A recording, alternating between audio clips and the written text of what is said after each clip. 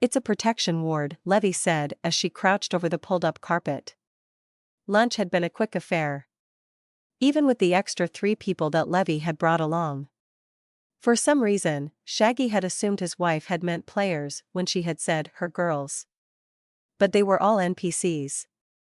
Levy had said that she contacted a few players as well, but NPCs were more trustworthy. Mostly because they could actually see their loyalties. Shaggy wasn't sure about bringing in more players on the Cop and Obadiah jobs, anyway. They were supposed to be covert jobs, and with the 10 people currently standing in the apartment's living room, Shaggy was beginning to think they had let things get out of hand. The 3 casually dressed magic users were all crouched over the multicolored symbol etched on the floor.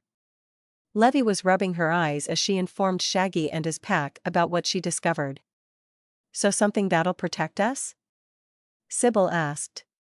Levy shook her head. It's not for the people on the floor, but the building itself. Or at least this floor. Makes sense. Shaggy added. In a city where giant robots can come crashing through the walls, you'd probably want some protection. Maybe, but these are fairly new, said one of Levy's friend, Cerelia. The dark-skinned alien woman stood and continued. Normal construction wards would be paid for by the building's owner and put in when the building was constructed. These were placed here after the building was built. Probably by your cop friends. Shaggy ignored the sting in the alien woman's comment. Levy's NPCs had not been happy about working with the police, but something Levy had said seemed to have convinced them. But they were still being snarky about things. But Shaggy had bigger things to be doing. So we are fully in the clear? Except those vests. Those are mic'd and runed up the wazoo. But, I suppose, they are supposed to be. They've got audio and video tech all over them, as well as a few tracking and reading runes. Reading runes? Rita asked. Yeah, they give whoever has the other end of the spell a broad idea of the well-being of the person wearing the vest. Nothing damaging. Just a safety measure. The youngest mage, Mike, said. The teen flicked his long blonde hair back and smiled playfully at Rita. Shaggy felt the woman give a mental snort over the pack link. He and his pack had to stifle chuckles as Rita just stared at the wannabe Casanova. He had been hitting on Rita since Villainess. A loud clang interrupted the awkward moment, and they all turned to the center of the living room. Seacrass and Levy's other mage were placing the vests in the crate. Shaggy figured that the metal crate the cops had given them would probably stop any eavesdropping the police wanted to do. Then Gina mentioned she could rune up the box so that they'd be doubly protected. The short drow woman with midnight black hair was currently crouched next to the case and was drawing little symbols all along the box's exterior. Once she was done, she turned to Levy and gave a wide smile. We are in the clear, love. Shaggy clapped his hands and rubbed them together. Very good. So we can get started. We have 2 missions before us. One is the abduction and neutralization of Grant Yelnixent. We need to take him in broad daylight and in front of his guards. That makes sense. Yelnixent is a huge supporter of the Super's first movement. His entire protection detail are all Supes. You grab him out from under them and you'll make them look like idiots. Cerelia said. Supers first? Vic asked, and Shaggy was happy that his own NPCs were oblivious as he was. Mike groaned. They are a group of anti-mundane aliens and other supers. They believe that aliens and humans with mutant powers are superior to the non-enhanced kind. Levy raised an eyebrow. What about the aliens with strengths that are almost comparable to superpowers? Or mages? They say that if you were born with those abilities, then you are a mundane. You need to have come into your powers another way. Mutation, lab explosion, government experimentation. That way, they can say that you were chosen to be superior. Gina cut in. As for mages, they are lukewarm on us overall. Doesn't matter. Shaggy said, bringing the conversation back around. We grab him loud, and eliminate him quiet. We are going to need to get rid of the body. Levy snorted. Piece of cake, dear. Cerelia? Taking Levy's cue, the other magic user straightened up and waved her arms around. Soon, a lime-green blob bubbled and hissed in the air.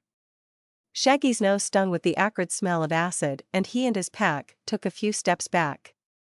Great. I guess that puts you on the snatch and grab team for Grandpa Spook's job. Seacrass, Tom, Vic? I want y'all on that as well. Sybil, Rita, and I will hit a few dealers for the cops. Ahem. Levy coughed theatrically. Shaggy raised his hands. Hey, I didn't want to speak for you, love. We are going to have to wear the fancy tracking vests while we work. Sure, you just want to run around with your harem and leave your wife out of it. Shaggy blinked and realized that he had put the 2 women members of his pack on his team. He slapped himself in his face and groaned loudly as his wife cackled. He had wanted Seacrass because of his size and how easily he was to spot, Vic for Overwatch, and Tom so that the guy would be out of his hair. Sybil and Rita were for the same reasons.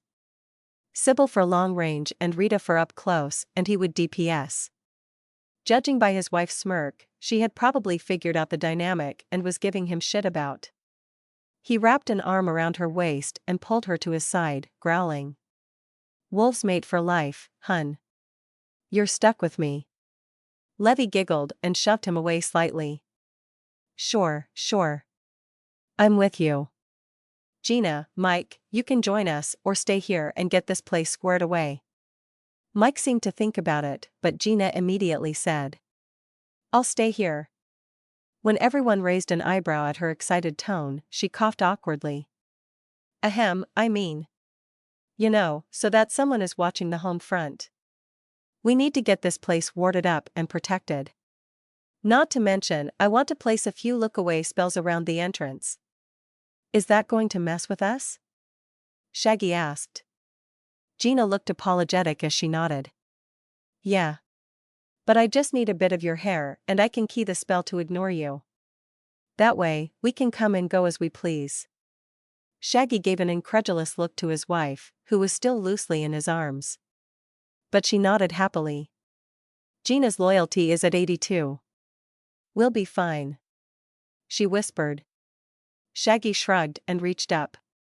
He pulled a short hair from his head and handed it over. His pack followed closely behind. Although when it came to Seacrass, the bald lizard had to scrape a few scales from the back of his hand. Once that was all done, Mike seemed to come to a decision. I'm going to stay as well. I can help get protections up and keep an eye on that Luis kid. Shaggy snorted. When they had returned from lunch, Luis had been waiting outside the building like a puppy waiting for its master. The instant dislike between the 2 boys reeked of teenage testosterone and petty posturing. But Luis had been a good watchman. His small crew had noticed 2 black sedans circling the block and a few obvious cops walking by. Shaggy had given him a few more credits, and they had gone on their way. Levy had laughed at his actions, saying that he was acting like a big shot, throwing his money around to placate the locals. Mike had loudly insisted that such rabble weren't required to watch the building. Luis had done little more than give the young mage the stink eye, but Levy, Gina, and Cerelia had all chided the boy. Shaggy was more surprised that Luis had stayed his hand. Apparently, the young punk knew a good thing when he found it. Of course, he could probably have decided that it wasn't worth it to beat Mike up. For whatever reason, Shaggy silently decided to not let the 2 boys mix so much. He was about to say as much when Levy beat him to it. You leave that boy alone, Mike. He's just a punk trying to make his way in the world. Same as you. Mike snorted. Please. I studied magic and got accepted into the mistress's dimension. What is he doing? Shaking down street thugs and little old ladies for pocket change? We all gotta start somewhere. Shaggy growled, glaring at Mike the mage. The boy seemed alright, but that had been a pretty elitist statement and Shaggy wasn't a fan of the mindset. Levy placed a calming hand on his shoulder and eased him back toward his packmates. Their proximity helped the annoyed and angry feelings disperse slightly. Levy walked toward Mike and flicked his forehead. There are non-magical people out in the world who work just as hard as you do. Leave him alone, or else. Levy's threat was spoken calmly and with little anger.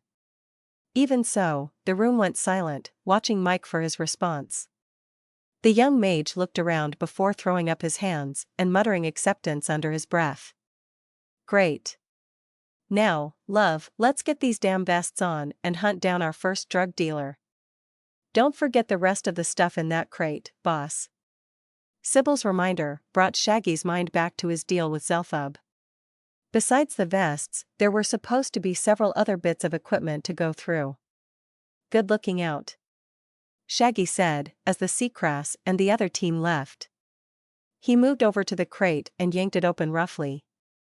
A loud screeching metal sounded in protest. I think that was locked, boss. Rita mumbled. Well, it isn't now. Shaggy laughed as he reached down and grabbed. Several slim, black batons came up in his hand. About the size of his wrist, they ran the length of his arm and had 3 silver bands along the head. Shaggy guessed these were the standard issue stun batons carried by most of the APD.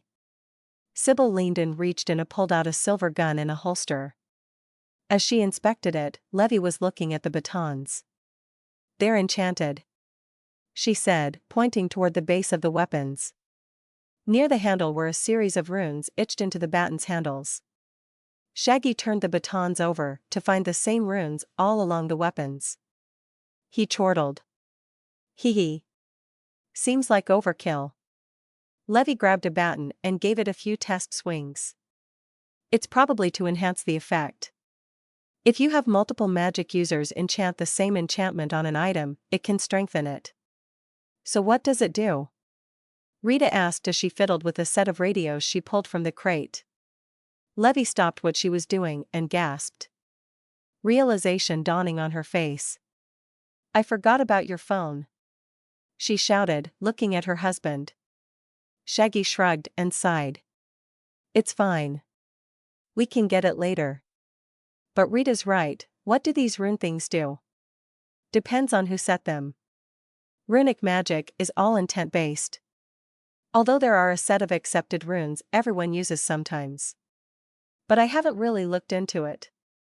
You know, I never play a crafter in games. I'll ask Gina and Mike. She wandered back toward the other 2 mages as Sybil strapped on a third pistol. Shaggy raised an eyebrow at the petite woman and glanced at her from head to toe. She had a pistol on her hip, under her left arm, and she was strapping on a thigh holster with another gun. Seeing that she hadn't noticed his gaze, Shaggy coughed.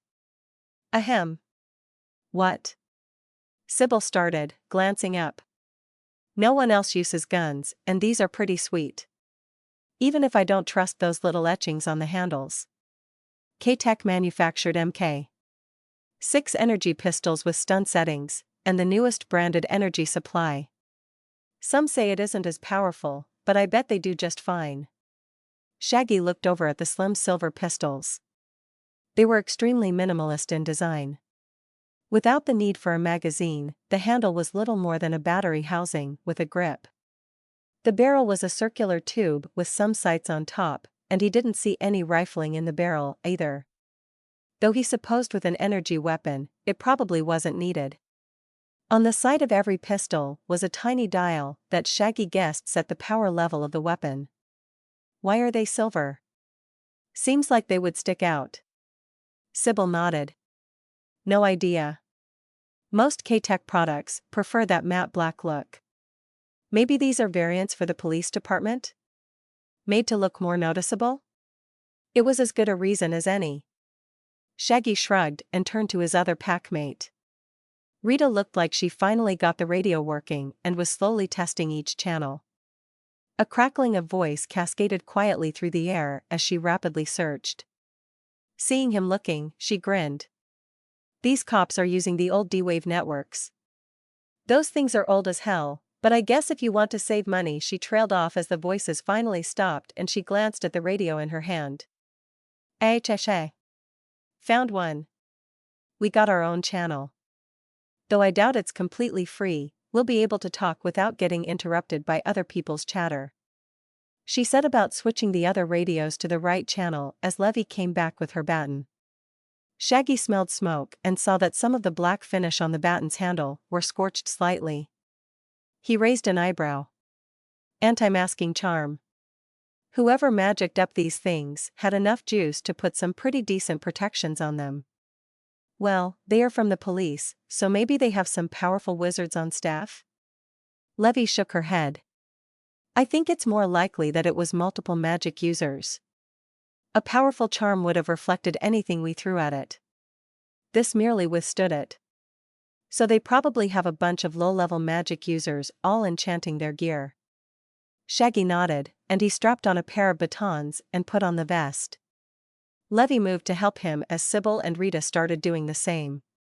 Once he was zipping and buttoning up the tack vest, Levy started putting on her own while saying, "Oh, and everything they gave us is recording what we are saying."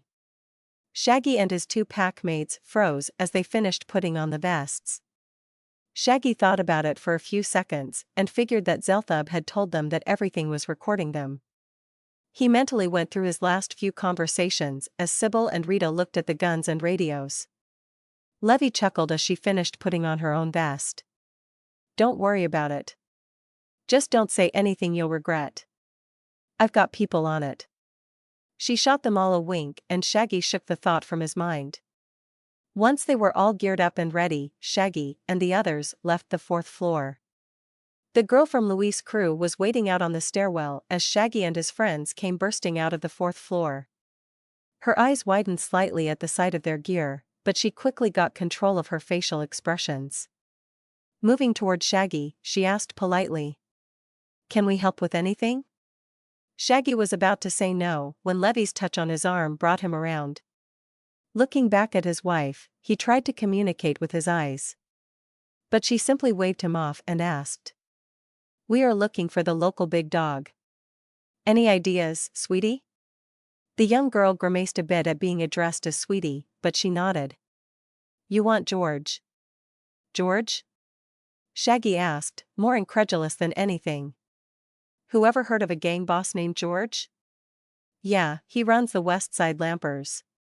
Drugs, girls, protection.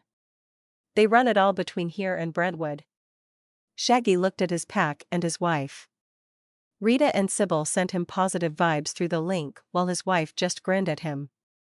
Shaggy chuckled as he nodded. Turning back to the girl, he asked, "Sounds like that's what we're looking for. Where can we find them?" The girl ran her eyes over all of them. Shaggy could feel her weighing up their gear and coming to what were probably correct assumptions. Once she was done, her stare turned hard, and she looked at Shaggy. "Take us with you." Shaggy coughed awkwardly. "Heh, kid, you know we're not. I'm 17 and I know what you're about to do. We want in." "Still a kid, and does Louise know about this?" The girl went silent as the answer became evident on her face. She had clearly not told Louise about this little ambush. The fact that none of the other young punks were with her also spoke to the fact that she was making this little overture alone. "We need protection. We are still too small time. Louise doesn't see it, but I do. Soon we are going to get into it with some bigger faction and get taken out." Shaggy sighed and was ready to tell the girl to take a hike. But the pull from his pack and the feeling of his wife's eyes on him stopped him. They really couldn't be taking on charity cases everywhere they went. Not to mention a bunch of kids who didn't know what they were getting into. He was still going to tell the young girl to beat it, when suddenly the stairwell heated up and red flame burst from the girl's hands. "We ain't going out like that. Hear me? So we are going with you." Shaggy watched the flames roar out from the girl's upturned hands. Dual pillars of flames climbed into the air, almost scorching the ceiling. Shaggy grimaced as he remembered Louise's power set, Ice. They were a fire and ice pair. Not bad, but that didn't mean the rest of the kids were worth a damn. Rita shifted behind Shaggy. "We need some people topside, boss." Rita whispered into his ear. Shaggy groaned as Sybil sent feelings of agreement down the link. The noise was interrupted by footsteps rushing up the stairs, and the girl quickly doused her fire. But it was too late, as Luis's voice rang up toward them. "Mariposa? Is that you?" "Oh, mierda." The young girl, Mariposa, muttered. Soon, Luis and several bat and pipe-wielding teenagers were rushing up the stairs, all aiming for Shaggy and his team. But Mariposa got between the two groups and held out a hand. Luis and his thugs jerked to a stop on the stairs and glanced between the young Mariposa and Shaggy. Luis was huffing and puffing from running up the stairs and was scanning Mariposa for injuries. "I was making a deal, Luis." "What deal?" "The one we talked about." Luis sighed. "We agreed it was too soon, Mari." "No. You and your cadre of posers agreed. I knew we had to act fast, and I was right. They are making their move now." Shaggy wiped a hand down his face as he placed his back on the wall. All he wanted to do was beat up a couple of drug dealers and make some money. Was that too much to ask? His feelings were sent to Sybil and Rita, who both looked at him, grinning. Meanwhile, Levy moved to address Luis and his band of punks. "We were just coming to some arrangements." "Honey," Shaggy groaned. Levy spun and pierced him with her look. "What?" "Rita said we need the troops, and what better way than to have tryouts? This isn't a sports game. Some of them won't be coming back," Shaggy argued. Levy shrugged. "That's the choice they make." Turning, she addressed the crowd of punks and Luis. "We are going to hit this George character. If you come with us, come ready for a fight. If you don't want to, that's fine too. We need people to watch our home front." With that, Levy marched forward and straight through the crowd of teens. Shaggy sighed and peeled himself from the wall. Several of Luis's thugs followed his wife. So did Sybil and Rita. Soon it was just Mariposa, Luis, and him standing at the top step of the stairwell. The young girl was staring daggers at Luis until eventually he shifted out of the way and she rushed downward. Shaggy heard Luis sigh and couldn't help but agree. They don't get any easier to deal with. Luis grunted. "Family is family, though." Shaggy nodded as he adjusted the tight fit of the tack vest. Luis glanced at him and waved a hand. "Don't suppose you have any more of those things?" "Huh. Trust me, you wouldn't want one. Too many strings attached." As Shaggy started down the stairs, he heard Luis following behind. The sounds of more and more steps joining them filled the stairwell. Shaggy called over his shoulder. "How many damn kids do you have in here?" Luis chuckled. "Ha ha ha. That's where you ended up, Pero. The island of forgotten punks. It's gonna be the island of dead kids if this turns into shit. Also, did you just call me a dog?" "Pfft. We can handle ourselves. You just watch your own ass." Shaggy grunted but said nothing. He waited for the kid to answer the second part of his question. When Luis remained silent, he turned and looked up at the taller young man. Luis grinned and raised his hands up in a clawing motion.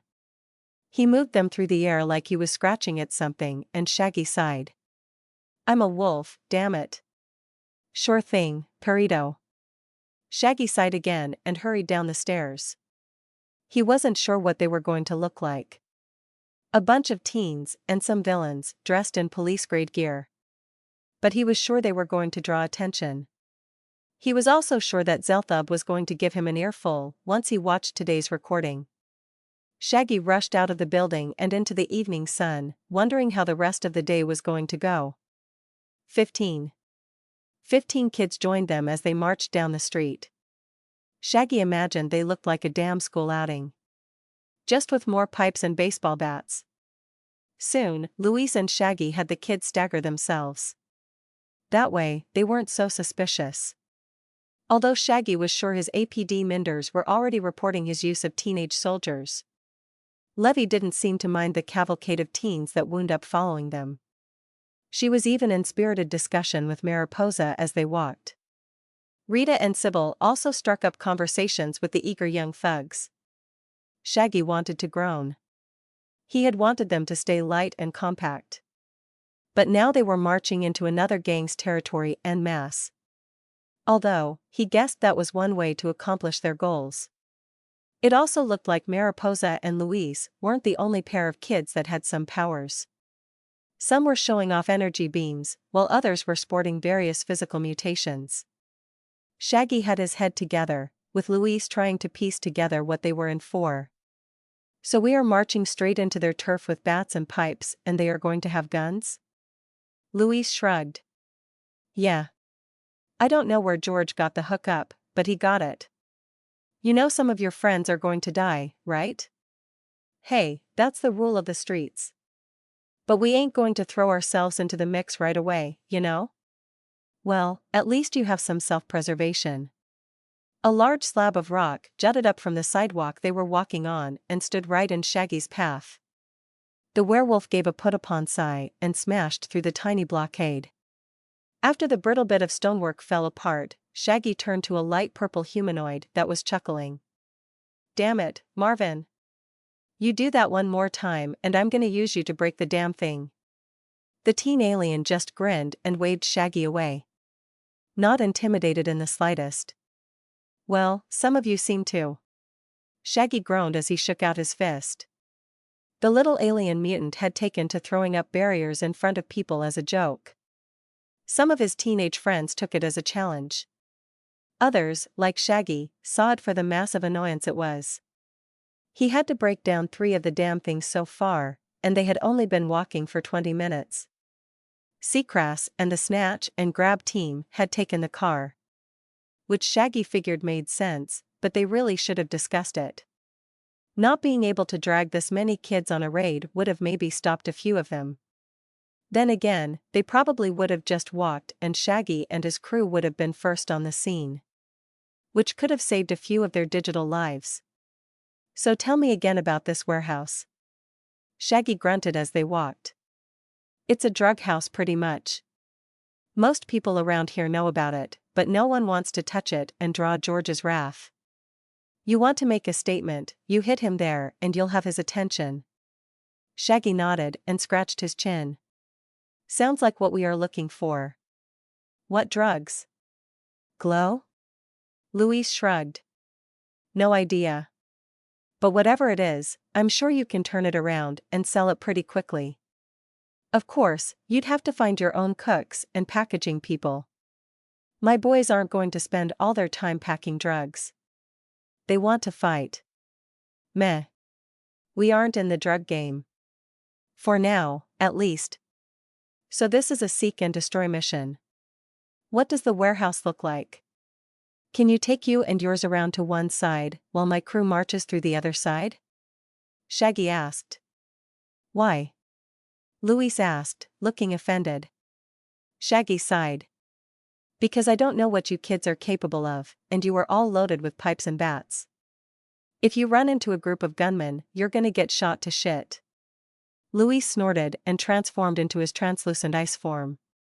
His light blue ice covering glinted in the light of the setting sun. Shaggy sighed and shifted his hand into a claw and got ready to poke Luis in the chest. But one of Marvin's stone walls appeared in front of him and Shaggy quickly pounced. The purple alien was grinning right until he realized that Shaggy, claws and all, was aimed right at him. Shaggy saw the hint of fear appear on the kid's face as he tried to summon another wall. But suddenly, Shaggy was there and dragging the slightly taller alien toward the slab of stone. The rest of the teens all stopped as Marvin screamed for his life. Yep, and it was funny as hell. Now you have to deal with the consequences. I warned ya. Shaggy gripped the back of the kid's shirt and thrust his head forward into the stone slab.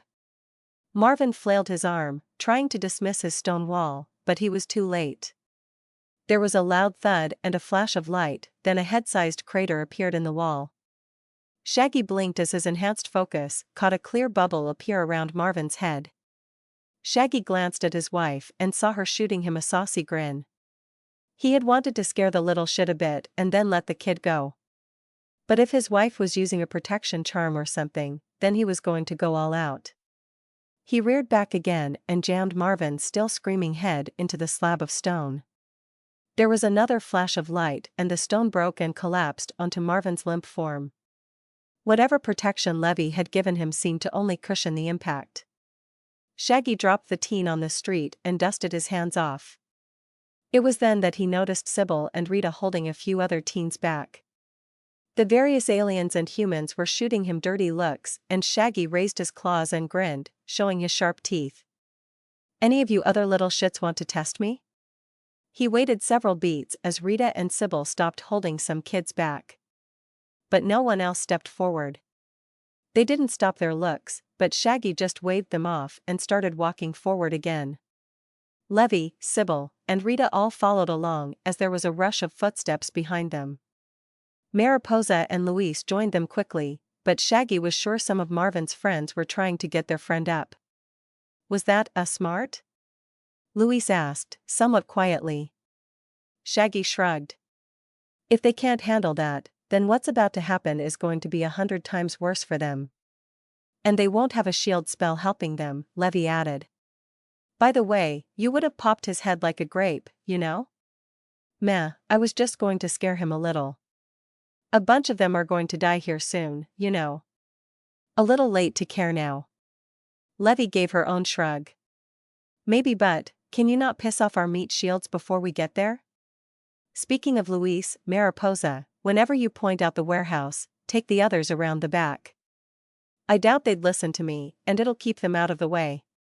You know a shield works best if it's in front of you, right?" Levy asked as Luis nodded silently. Shaggy rubbed a hand down his face. "I get that, but I'm not looking to have a bunch of kids run straight at gunfire." "But head trauma's okay?" Rita asked, looking back at the teens still following them. "Bah." Shaggy waved her off. "Head trauma builds character. Plus, like I said, they are going to get a lot worse here soon." "So that means you'll be my shield?" Levy asked, pointedly. Shaggy sighed. "I'll try. But it's going to be a fight, sweetheart. I am better up close and dealing with major threats." "I got ya, boss lady," Sybil said, tapping her guns. "I'm the only long range here since we don't have Vic. I'll cover you if you cover me." "Thank you, Sybil." The others fell into quiet conversation as they walked on. The shuffle of feet behind them told Shaggy that their train of teens was dutifully following along. He could even see other groups of teens marching ahead and across the street from them. They weren't as bunched up as before, but they were for sure moving in force. Shaggy sighed and stretched as he looked at the brick buildings. They were in a more metropolitan area than where their own apartment building was located. Even if they were only a few blocks away. Office buildings and coffee shops dotted the streets as cars zoomed this way and that. People crossed the street to avoid their group, but Shaggy ignored most of them. He spotted a few people on their phones, but he just silently prayed that Zelthub was handling on the police calls for them. Supposedly, their police minders were watching everything going down. So the fact that a bunch of cops hadn't pulled up to stop them could be taken as tacit approval. If Shaggy was a betting werewolf, he would say that the cops figured Luis and his cronies were less of a threat than George's crew. All the kids probably had their faces scanned by the cameras Shaggy and his crew were wearing already. So they would probably be picked up at a later date. That was another reason Shaggy didn't want the kids near them during the raid. If any of those kids got caught on camera committing a crime, they didn't have the same protection as Shaggy's group. If things went like he was expecting, a lot of crime was going to happen tonight. Shaggy and his group were under orders to pull their punches. The kids weren't. After the sun dipped behind some of the taller buildings, Shaggy spotted a squat warehouse cradled between two buildings. It looked like a large storage unit. It had multiple roll-up doors and large white trucks along one wall. The chain-link fence surrounding the front of the building looked worn and was even leaning in some places. Shaggy thought he spotted a few guards out front, but their dark clothes and the setting sun didn't help his vision. Luis gave a sharp whistle and started waving his hands for the other teens to join them. Shaggy grimaced and groaned loudly as their small group became a bigger, making them stand out even more on the street. Mariposa saw the problem and smacked Luis in the stomach. Shaggy coughed loudly, interrupting the pair before they could fall into another fight. When they both looked at him, he made a circle with his right index finger, then pointed at them. Luis tilted his head, confused, but Mariposa seemed to get it and started shepherding the teens around the building. "Smart girl," Rita said. "One behind every man," Levy added. "Or three," Sybil said. Shaggy sighed and ignored the peanut gallery as he marched toward the warehouse. He had no illusions that their approach had been hidden in the slightest. In fact, a few more guards had even come out of the warehouse and were staring Shaggy down. He ignored them as he passed the fence, feeling a wave of hot air wash over him. He turned to his wife. Levy was standing just on the other side of the fence and studying the air. After a few seconds, she stepped forward and sighed. "Alarm ward. If they didn't know before, they do now." Shaggy cracked his knuckles and continued as Rita joined him and Sybil and Levy followed a few steps behind. A large man in a black t-shirt and wearing an ear mic moved to intercept them, and Shaggy grinned as the other guards watched with smug looks on their faces. He was being underestimated. He loved when that happened. Shame the others weren't close enough for him to attack, though. Then an idea struck him and he smiled at the oncoming guard. "This is private property. I'm gonna have to ask you and your kids to run along." The guard crossed his arms over his broad chest and glared down at Shaggy. The guard shouted in surprise and anger as Shaggy charged.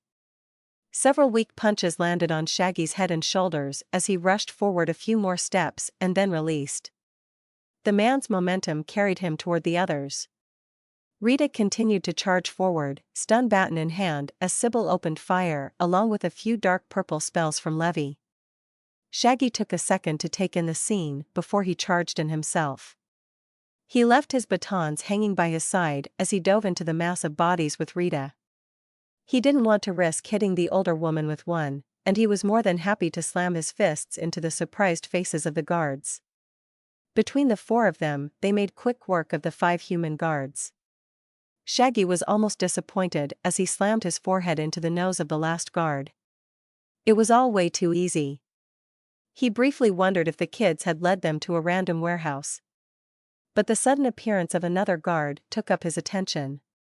The red and yellow alien was suddenly within their midst, and Rita gave a shout of surprise as the blur slammed into her.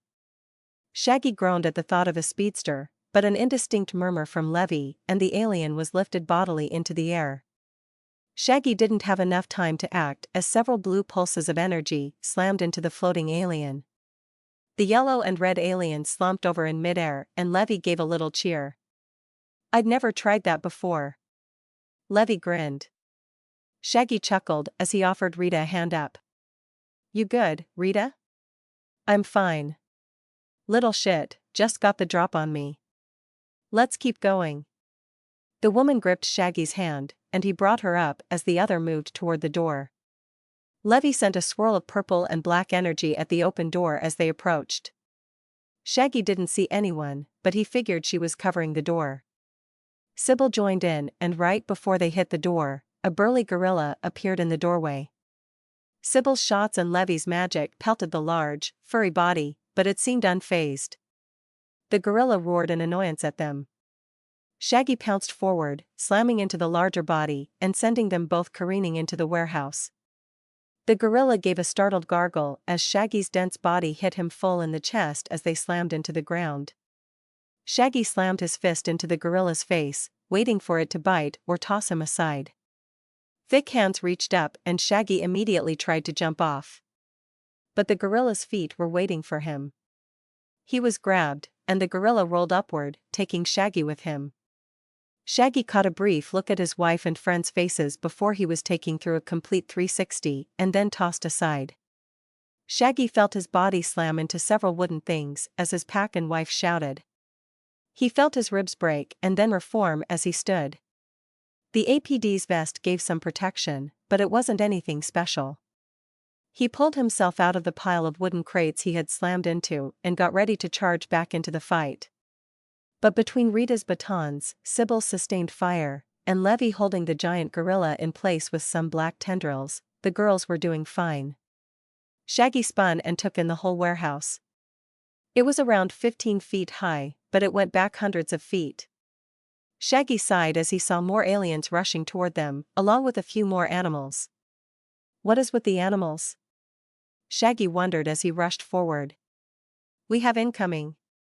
Shaggy shouted as he gripped a nearby crate and tried to toss it. The empty crate came up off the ground easily enough, and Shaggy tossed it ahead of him. Several of the charging aliens scattered as the wooden crate splintered on impact and sent pieces of wood flying. A large black cat whizzed around the debris and charged straight at Shaggy. He dodged and gripped the baton at his hip. Shaggy brought the baton up and flicked the switch as the panther-like animal spun and attacked again. Its paws came up and Shaggy darted in with the end of the baton, electricity sparking. Shaggy thought he saw scales on the belly of the cat as it gave a loud yowl and jumped away. Shaggy felt someone closing behind him and quickly dove away. He wasn't sure if it was an in-game skill or just his natural instincts. But they proved true as gunfire opened up right where he had been standing.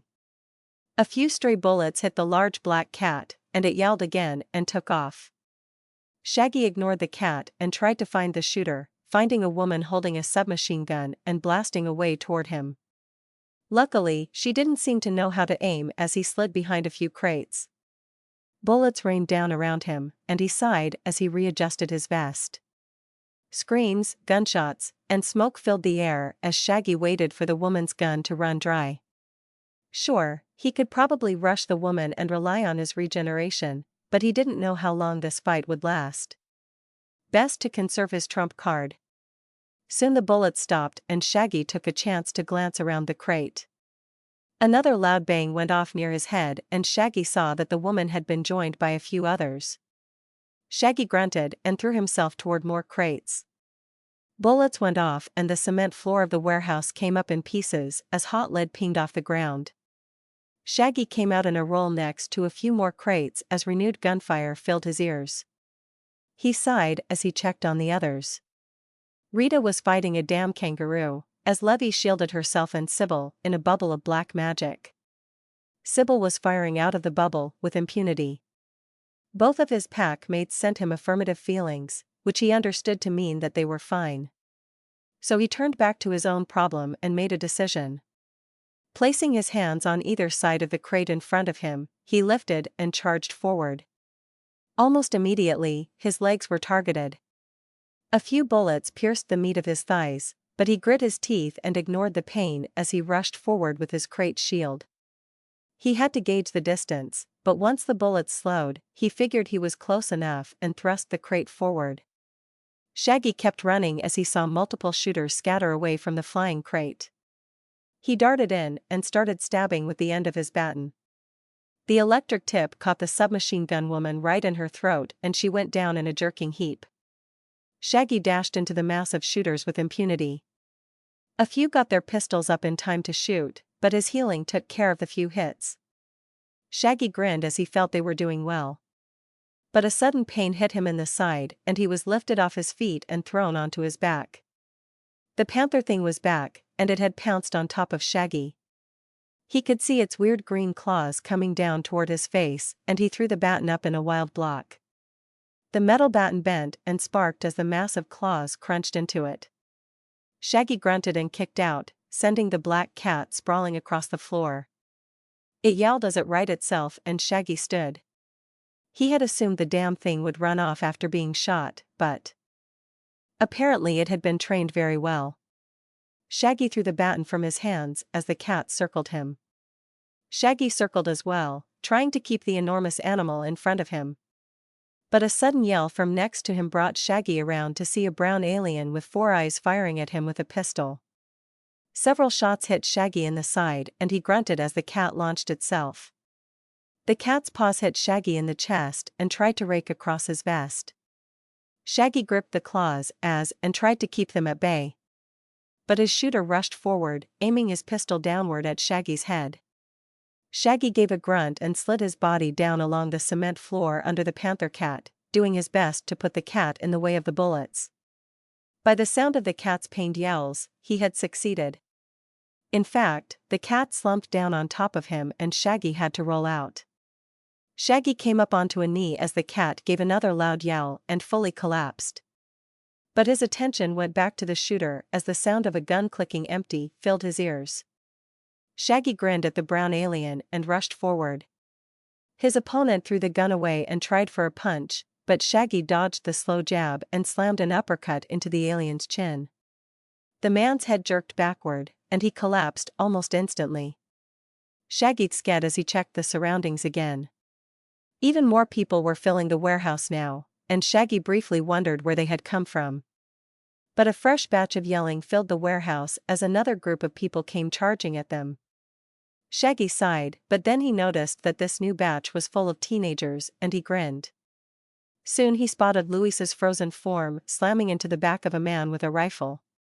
Nearby, Mariposa was holding her hands out as flames engulfed several other nearby shooters. Luis's group of teens had snuck right up to the backs of several shooters, and they were making short work of them. Shaggy grinned as he drew his other baton and charged back into the melee. So far, the warehouse had been full of minions and animals, but he was sure a boss fight was coming. It was only a matter of time. Then they could divvy up the rewards and split before the police arrived. He didn't know how the after-action stuff was supposed to work. But he figured he could deal with that later. It couldn't be that much of a headache, could it? Shaggy felt and heard his target's jaw pop free as his knuckles slammed into the side of the man's face. He grimaced as the gangster went down in a screaming mass. He had really had to dial back his strength when throwing punches at people he assumed were normal. It had made this entire attack annoying for Shaggy. Trying not to kill someone was way harder than just letting loose and rending them open.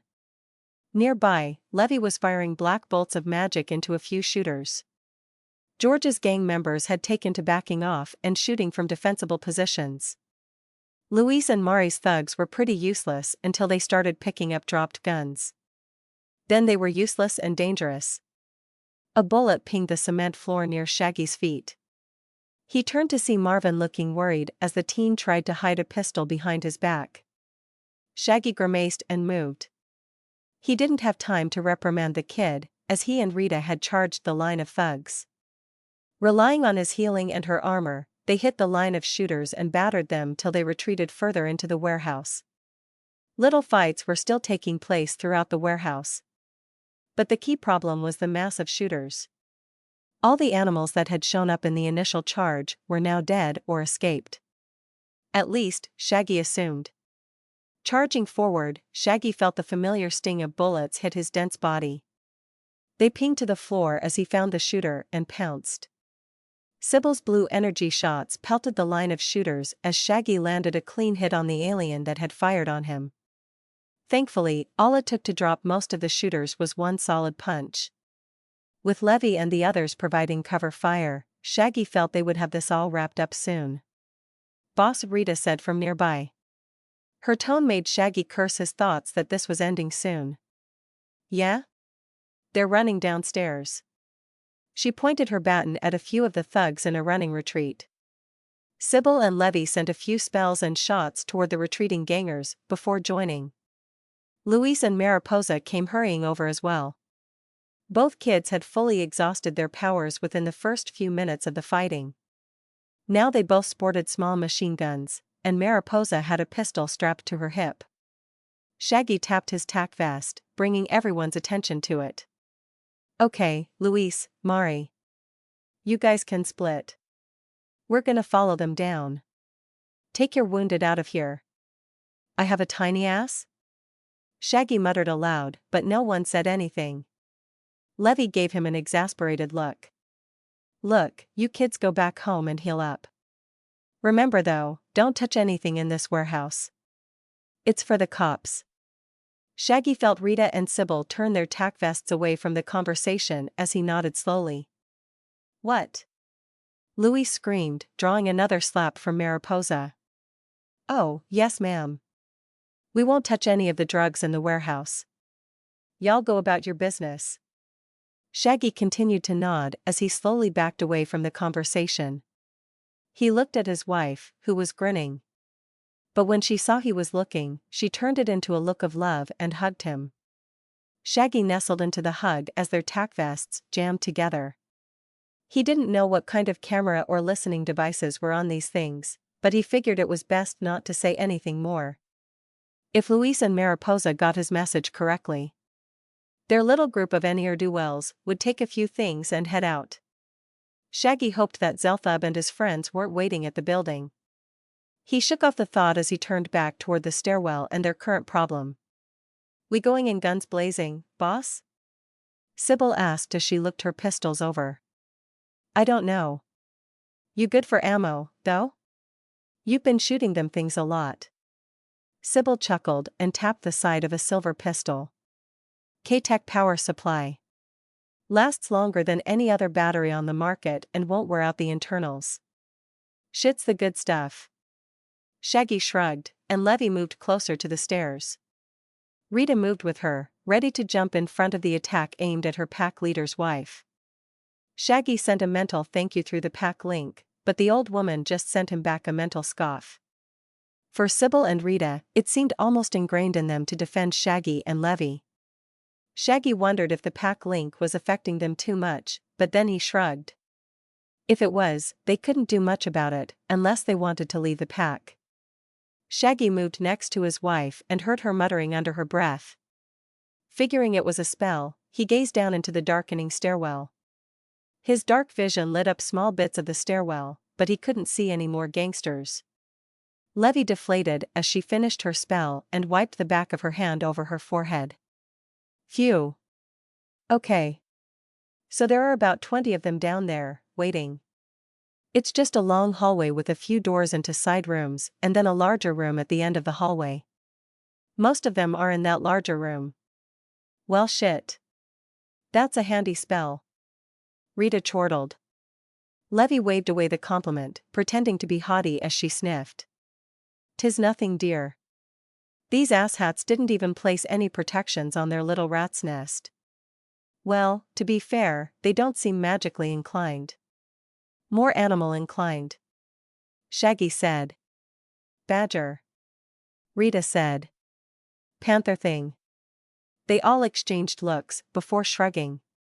It was an interesting affectation for the gang, but it hadn't been too much trouble.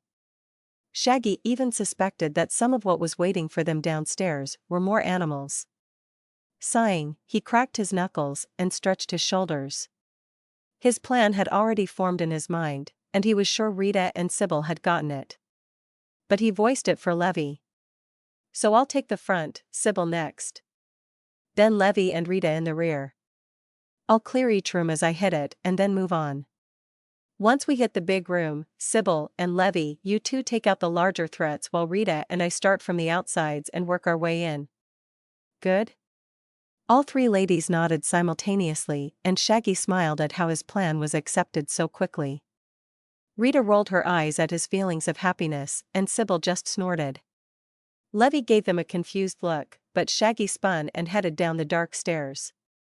His vision turned to black and white, but the scent trails were still in the air. Their color against the gray of his vision almost screamed at him. Shaggy smiled like a predator as he rushed toward the first door on the right-hand side. Scent told him there were two bastards in there waiting, and he could almost smell their fear. Or maybe he could. He still hadn't really parsed that smell in its entirety. Everyone was slightly different. Boom. Shaggy's thoughts were interrupted as a shotgun blast took him off his feet and sent him sprawling toward the opposite wall. He felt his head slam against concrete as the sounds of shouting, spells, and gunshots rose in the air. He could smell burning ozone from Rita's stun baton, too. But by the time he was back on his feet and reoriented, the ladies had already torn through the room. Shaggy shook his head as his healing pushed the buckshot from his body. Luckily, none of this gang was sporting energy weapons. Being burned sucked. Although he felt like his healing was slowing somewhat and checked his pockets for food. But they came up empty. Shaggy was trying to think when the last time he had restocked was when a candy bar smacked into his face. "Boss, we have to talk about your tendency to get sidetracked," Rita said as she reached into her pocket and pulled out another candy bar. "Really?" Shaggy said around a mouthful of chocolate. "You want to get sidetracked, talking about being sidetracked too much?" Levy watched the entire exchange with fascination as Rita flung another candy bar at Shaggy's head. He easily dodged the projectile and snatched it from the air. As he was twisting open the wrapper, he heard his wife ask, "Why are you feeding my husband snacks?" Rita and Sybil just chuckled as Shaggy choked on part of his candy bar. "Ack. Damn peanuts. Chocolate's worse edition. My healing is tied to my hunger, babe. The more I use it, the more I need to eat. Empty stomach equals no healing. Well, beyond the in-game slow healing, that is. So you have to carry snacks with you?" Shaggy nodded as he scarfed down the second candy bar. Despite the hated peanuts. Once he was done, he wiped his mouth as best he could and righted himself. He wasn't, by any means, full. But the added calories would take him through to the end of this brief engagement. Shaggy waved at the others as he took the lead spot again. But as he got to the next door in the hallway, he slowed to a stop. "What? Afraid of another shotgun?" Sybil chuckled. "That shit stings, you know," Shaggy griped. "But no. I just noticed something, though. There's only 1 cent coming from this door." "So? Get in there and stomp his ass," Rita whispered. Shaggy shook his head. "It's just the scent is green?" The three ladies all stared at him, waiting for him to explain. But Shaggy waved them off as he moved closer to the door. He knew what it was, but he figured the best way was to just get things over with. He waved for the others to be ready as he grabbed the door handle and twisted. Wrenching the door open, Shaggy barely had enough time to swear as an enormous wall of brown fur filled the doorway. A black-nosed bear came charging out of the room. Shaggy swore and instinctively jumped to the side, away from his pack. The bear turned to follow, and Shaggy heard spells and gunshots again, as well as Rita's baton. It gave a massive roar and spun back around, but Shaggy burst forth and smacked the large animal on the nose. The bear's head flung backward, and it fell on its ass. It gave Shaggy a very human-looking shocked look, before it roared again and charged. Its large furry paws came down toward Shaggy's shoulders. Shaggy reached up and grabbed the bear's wrist as best he could and tried to manhandle the bear away from him.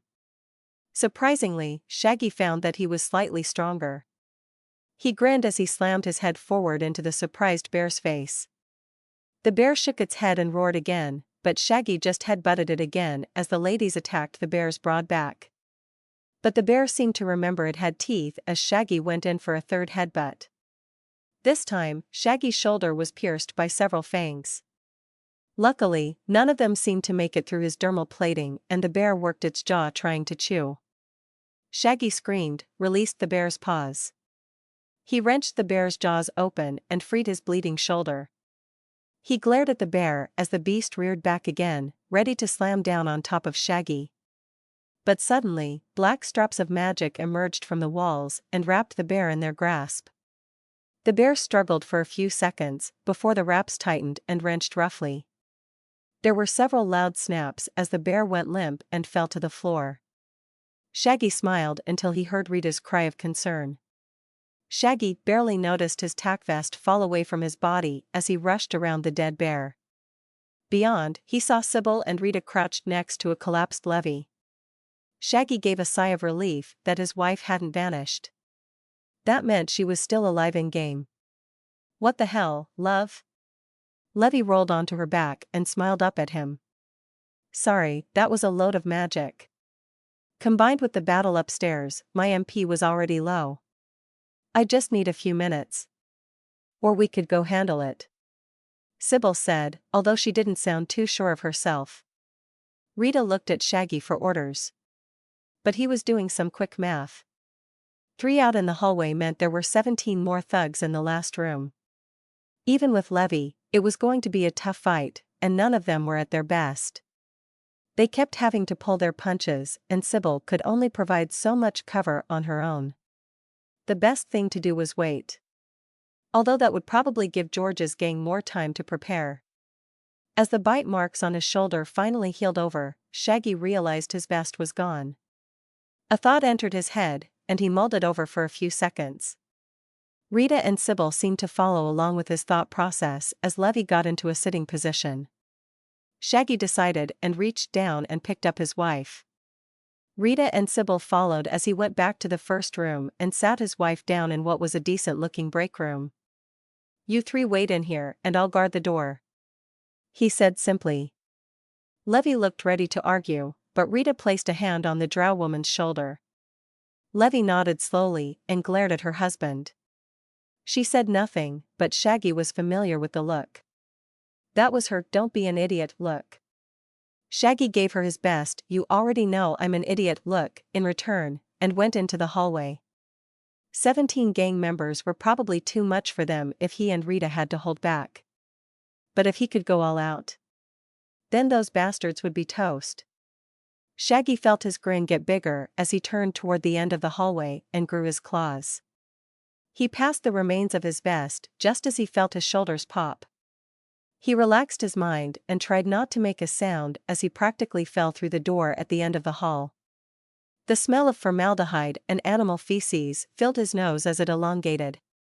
Shaggy heard screaming and shouts of alarm go up as he came up on all fours. He shook himself out of the change and smiled at the surprised looks on all the gangsters' faces. He even saw a few more animals in the room. All of them looked so much smaller now. So much easier to deal with. Much more prey-like. Seriously, Mr. Robertson, this type of raid was something you were supposed to do with oversight. With real cops. Not with a bunch of kids. Zelthub said, heatedly. Shaggy shrugged his shoulders as he tested the cuffs around his wrists. What can I say? I'm an overachiever. Zelthub already sour look deepened. You don't understand the repercussions of such an attack. The wild bunch will not take this sitting down. They will find you and make you pay. The entire department is going to be working overtime just to process the lab you found. Yeah, what the hell was all that? Looked like animals in jars to me. Shaggy twisted his wrists in the cuffs as more cops continued to arrive. After he had dealt with the downstairs lab, Shaggy had returned to fake guarding the door his wife was resting behind. Once she was well rested, his pack went through an entire pantomime of discovering a wrecked lab. They oohed and awed appropriately at the destruction they all know Shaggy had wrought.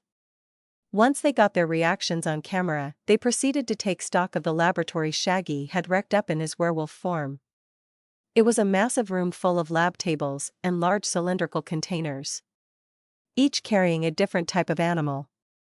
As near as Levy and Shaggy could tell, George's gang had been growing different variations of animals. Bears, lions, snakes, and so many others were all encased behind strong glass walls. They had been about to break open one and take a better look when Zelthub and the APD turned up. The cavalry, late to the party and swinging their weapons around. Shaggy and his pack were handcuffed and brought back out to the streets, where it was an outright circus.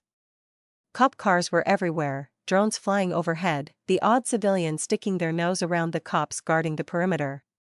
Shaggy even thought he saw a few news vans, but no one seemed to be giving interviews. They were chimeras. Zelthub sighed. The wild bunch genetically alters animals and uses them as attack dogs.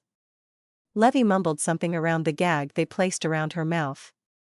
Apparently magic users were gagged as a matter of course. Zelthub, though, seemed to parse what she was asking. We don't know how they are getting the tech or even how they know how to use it.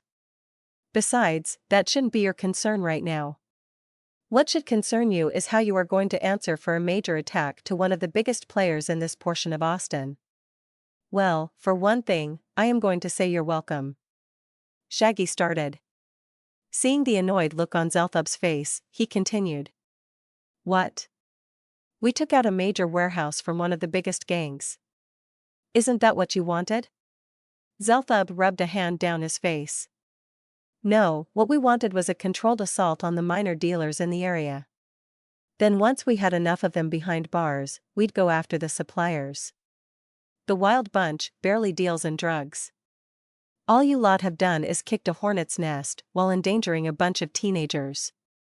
Shaggy tried to wave the comment away, but the cuffs made the gesture awkward. They were made of some pretty heavy metal. Although Shaggy reasoned, he probably rated a heftier restraint. Please, the kids did all right for themselves. I even had them take the back entrance. Just to keep them safe. You aren't supposed to be encouraging their criminal behavior. Boss man. You do realize we are criminals. There's no two ways about that.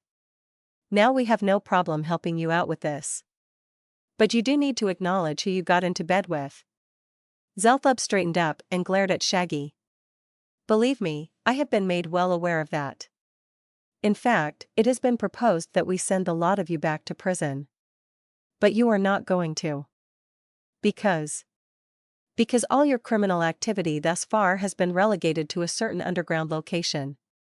A location that certain members of government don't want to admit exist.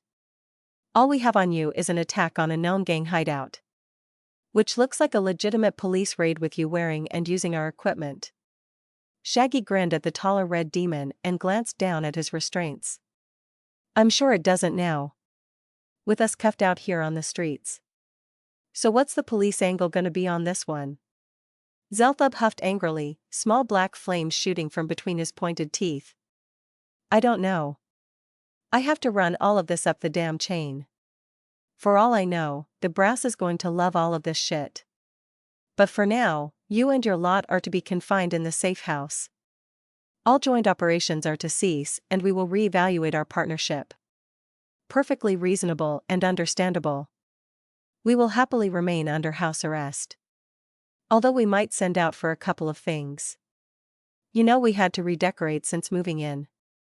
Zelthub huffed again but said nothing as he gripped Shaggy's arm and walked him toward a car. Rita, Sybil and Levy were all marched with him and packed into the back seat. Zelthub got into the passenger seat as another cop got behind the wheel. Once Zelthub gave the directions, they rode in silence all the back toward the apartment building. Except once they arrived, Shaggy had to suppress a laugh. Several cops and Louis' gang of teens were all standing in front of the apartment building, looking lost. Zelthub sucked in a breath at the sight and had their driver pull over. The large red demon seemed to forget about them as he marched out of the car. He had a heated discussion with one cop standing on the sidewalk before he marched back. Once he was at the car, he wrenched the back door open and almost lifted Shaggy out of the back. Shaggy felt his entire pack tense. Even Vic, Seacrass and Tom. Who he felt was all in the building somewhere, probably watching the show. Shaggy sent them calming vibes as Zelthub's sulfur-smelling breath washed over his face. Where the hell is the building? What did you do to it? He. Wow. I'm glad you think so much of me. But I can't hide an entire building. I ain't that good. Arg. Maybe not you, but one of your little gang did. Bring it back. That is a government-owned building. You can't just ward it without the correct permits. Levy began mumbling something around her gag. Shaggy had to catch himself as he was summarily dropped as Zelthub reached into the back seat again. Levy came out next and the large demon gently pried the gag out of Levy's mouth. Thank you. Now, as for what you claimed, any citizen can ward their domicile if enough members of that domicile agree to it. Many people in the building were concerned with the increased crime rate in the area and asked my compatriots to hide the building for them. We may be a bit late with getting the paperwork done. But we are well within our rights to do the work. Zelthub screamed as he pointed at the building. Which he apparently could not see. That building houses a police safe house. You can't just go hiding it. Levy shrugged. Well, I apologize, but that was hardly public knowledge, now was it? It is now. Rita remarked dryly. Zelthub huffed as he looked around. Besides the cops and teens, they were all drawing an enormous crowd. More and more people seemed to realize that where there was once a large apartment building was now nothing. At least that's what Shaggy thought they were seeing. To him, the building appeared to still be there. Zelthub sputtered for a few more seconds before his colossal frame deflated. He rubbed a hand up toward his black hair and horns. The demon massaged his temples a few times before he spun Levy around and unlocked her cuffs. He did the same to Rita and Sybil's cuffs after he dragged them from the car. Shaggy presented his own cuffed hands as Zelthub numbly walked over. "You lot, just get back inside. You've caused me enough of a headache today. We'll get this situation sorted later. Now get." Shaggy nodded and tried to say something. But Zelthub raised a large red palm. "No. Just no. Go inside." Zelthub trudged around the car and back to the passenger seat as Shaggy smiled at him. Zelthub talked into the car's radio for a few beats before the car rolled away. Shaggy turned back to his pack and smiled. Sybil and Levy returned the smile as Rita snorted. "Great first day on the job, boss. Wasn't it?" Shaggy said happily. Rita slapped a hand on her forehead and marched to the building. Sybil and Levy followed as Shaggy asked. "What?" "We did good." Rita merely grumbled as she moved to the front of the building. As she did, Luis and Mariposa's group angled to join them. Before any of the teens could ask anything, though, Levy waved a hand and put a finger to her lips. Once she was sure everyone got her message, she gripped Mariposa's arm and led her into the building. Luis gave a loud gasp as the smaller girl was marched into the building. But Shaggy gripped the boy's arm and did the same for him. It took a bit of time, but between the four of them, they got all the kids in. Just inside the door, Vic and Tom were waiting. Each grinned as Shaggy waved at them. "Job's done, boss," Tom said jauntily. Rita and Sybil both suddenly hushed the short man. Sybil waved a hand over her body. The tack vest was still operating as normal. Tom seemed to realize his mistake and nodded slowly before he mimed zipping his lips. Shaggy rolled his eyes and marched all the kids and his pack back up the stairs. Once they arrived, Mike and Luis had a bit of a stare down. But some quick smacks from Levy and Mariposa respectively, and they all quietly marched onto the floor. Luis and his friends spread out along the floor as Shaggy and his troop marched back to the supposed police safe house. Once everything was packed away into the police container and Levy and her mages made sure it was warded up again, they talked. "We capped that old fool, boss," Tom said as soon as they were sure the cops couldn't overhear. "Did you abduct him first?" "That was the job, you know," Shaggy said as they moved away from the container. "Yep. Grabbed him in full view of his guards and a few onlookers. We had a scuffle with one of his guards, but we handled it," Vic explained. "Where's Seacrest then?" Both Tom and Vic coughed awkwardly, and Shaggy feared he had lost the big lizard. But the tug on his mental link brought him around to the door. Seacrest's large frame filled, and he was smiling toothily as he leaned against the door frame. His arm was in a sling and his normally green skin was purple in places. Whatever happened to the big lizard had wrecked him up pretty bad. Shaggy was about to ask when a woman's voice interrupted him. "What the hell are you doing out of bed? Get back in that room and lie down. I don't care if you have some fast healing ability. You need rest," Cerelia said. The alien woman was glaring daggers up at the taller lizard man. She even tried to physically push him out of the room. Once Shaggy gave him the go-ahead, Seacrest allowed himself to be shepherded away. Shaggy raised an eyebrow in question at Vic and Tom. One of the guards was enhanced. "Tossed the big guy like a rag doll and beat the crap out of him," Tom said, almost gleefully. Vic took up the conversation as Rita and Sybil's glare silenced Tom. "Big guy gave as good as he got. But we had to turn around and help. It wasn't until that magic woman jammed lightning into the guard's face that we could get away." "Well damn. At least you got away clean. Any trouble getting rid of the body?" Both men shivered as Shaggy asked the question. Tom and Vic shared a haunted look before they looked back at Shaggy and shook their heads. Shaggy remembered that the plan had been to melt the body of Grant Yelnixint. Apparently, the process had been unpleasant to watch. Levy sighed and stretched as she nodded. Well, it sounds like it was a good night all around. We are all going to want to keep our heads down for a while. Once the police decide what they want to do, we can plan our response. What about this wild bunch? Are we going to keep hitting them? Sybil asked. Sure. We need to grow up here, and this is as good a place to start as any. We just need to fight the nearest entrance to Undertown and maybe set up a second base, Shaggy said. You don't think you're taking on too much? Levy asked.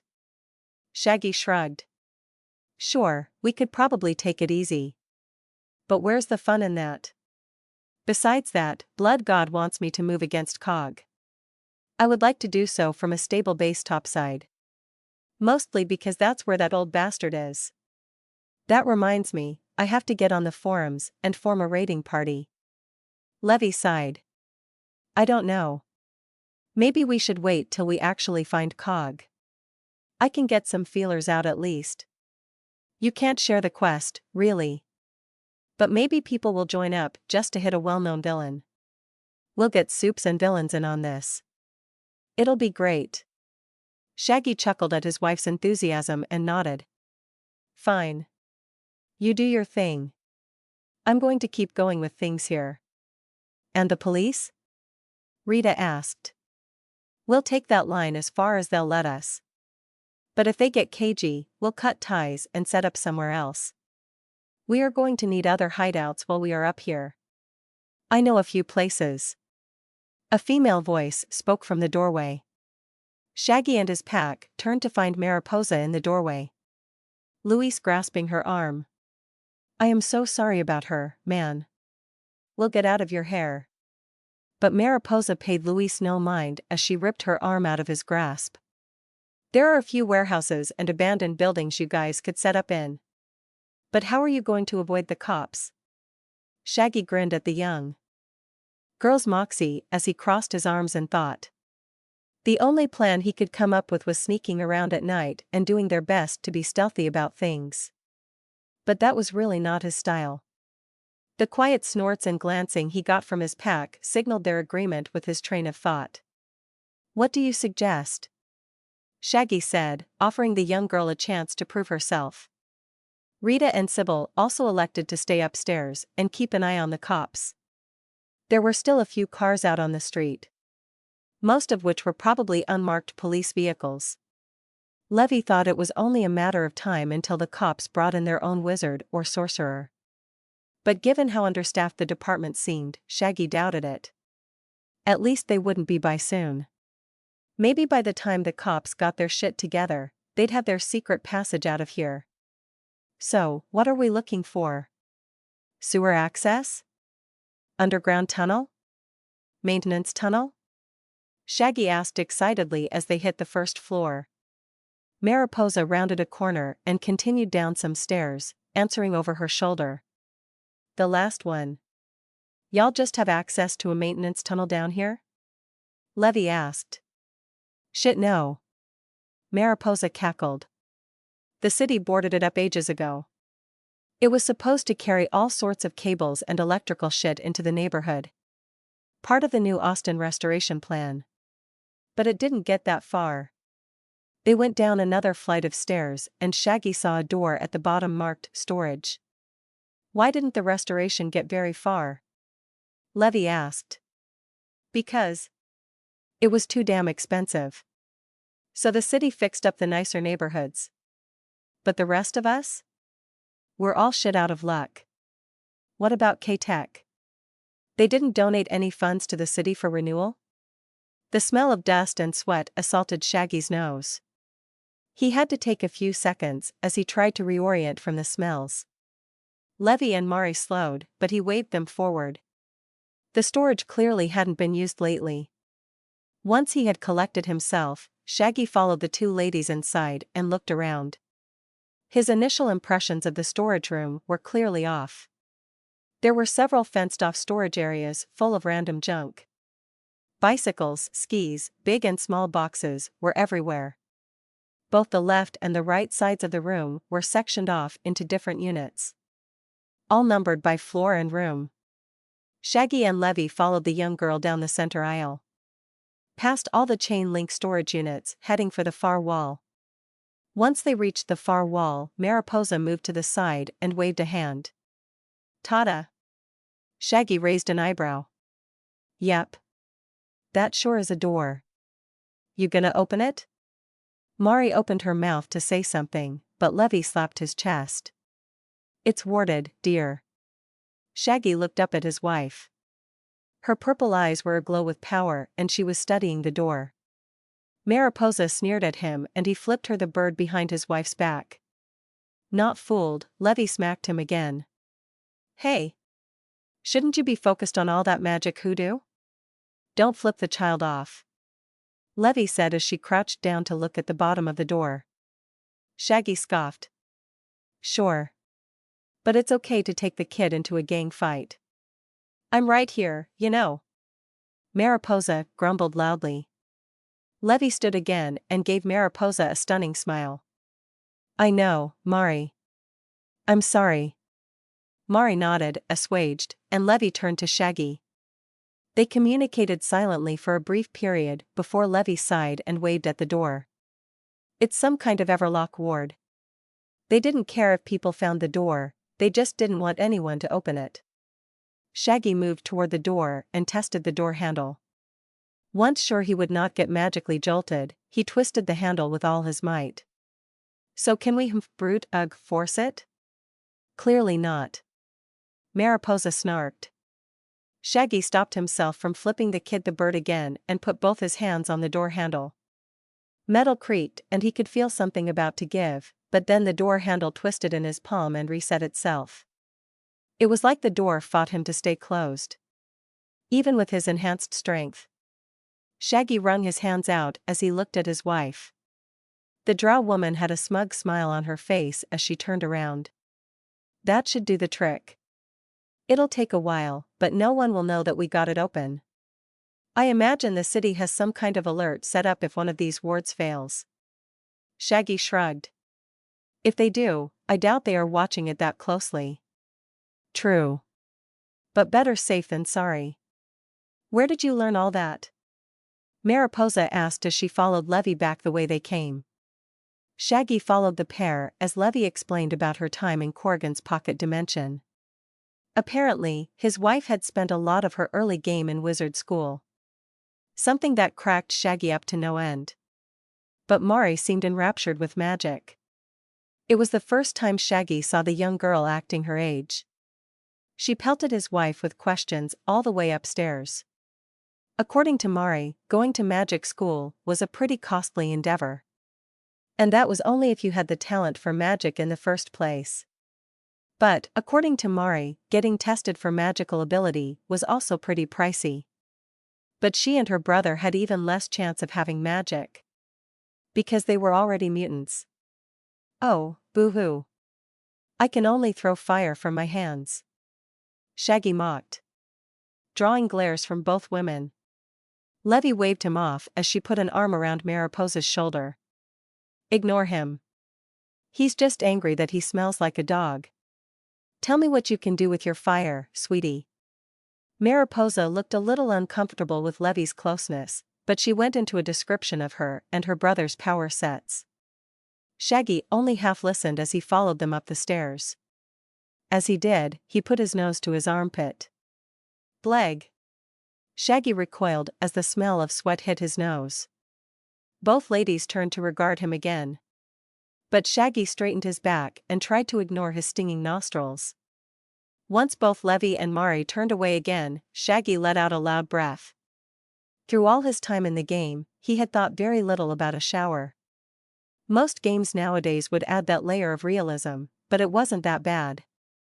Or maybe his werewolf senses made it seem worse than it was. "I need to find a shower," Shaggy thought as they marched upstairs. It was a quick march to the 4th floor, and that's when the yelling hit their ears. Mari sighed as Shaggy rushed around her and Levy. The voices were obviously coming from their police-assigned room, and Shaggy saw Seacrest and Cerelia outside the door looking in.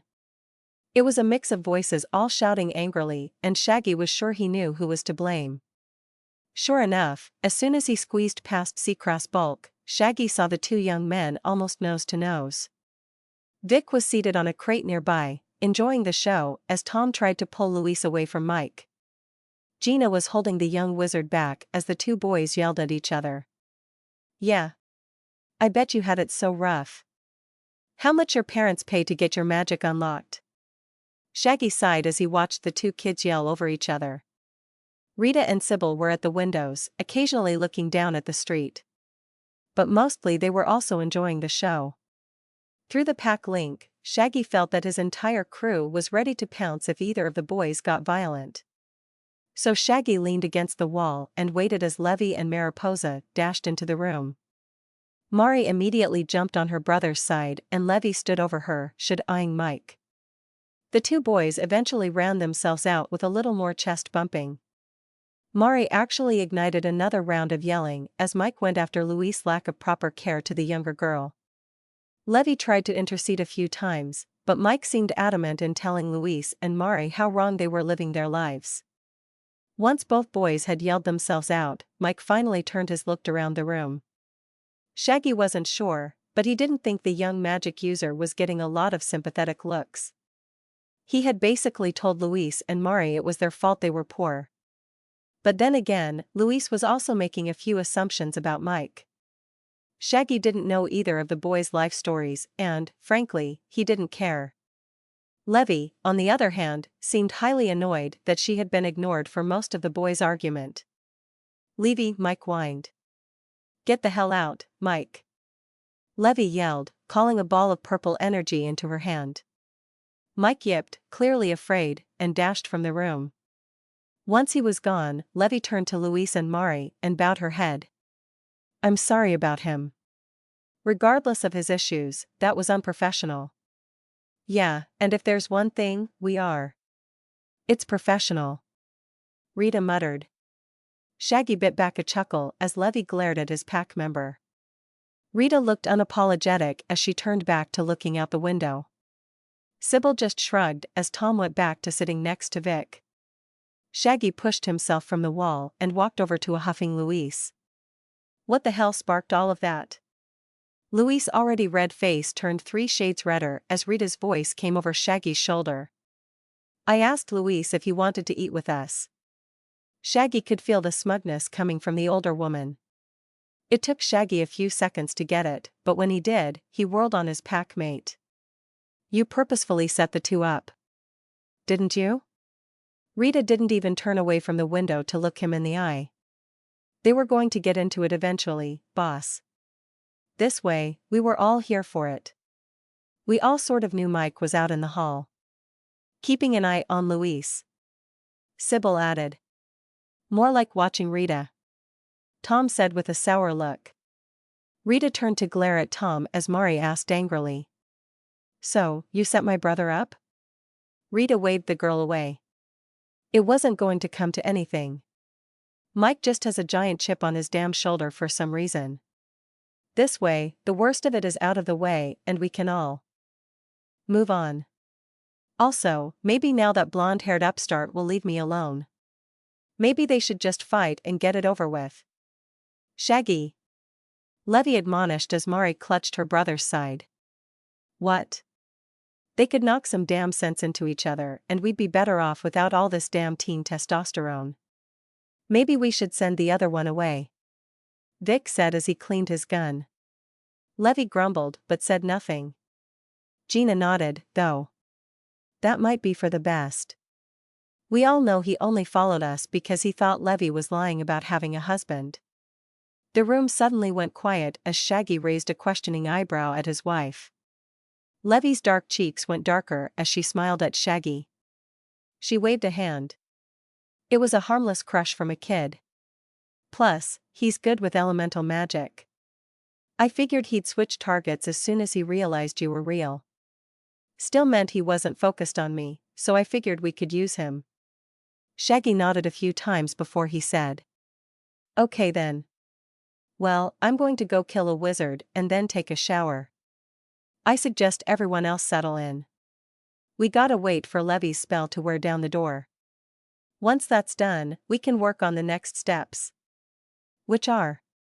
Most of his pack asked at once as Levy shot him an annoyed look. Shaggy ignored his wife's look and grew his claws.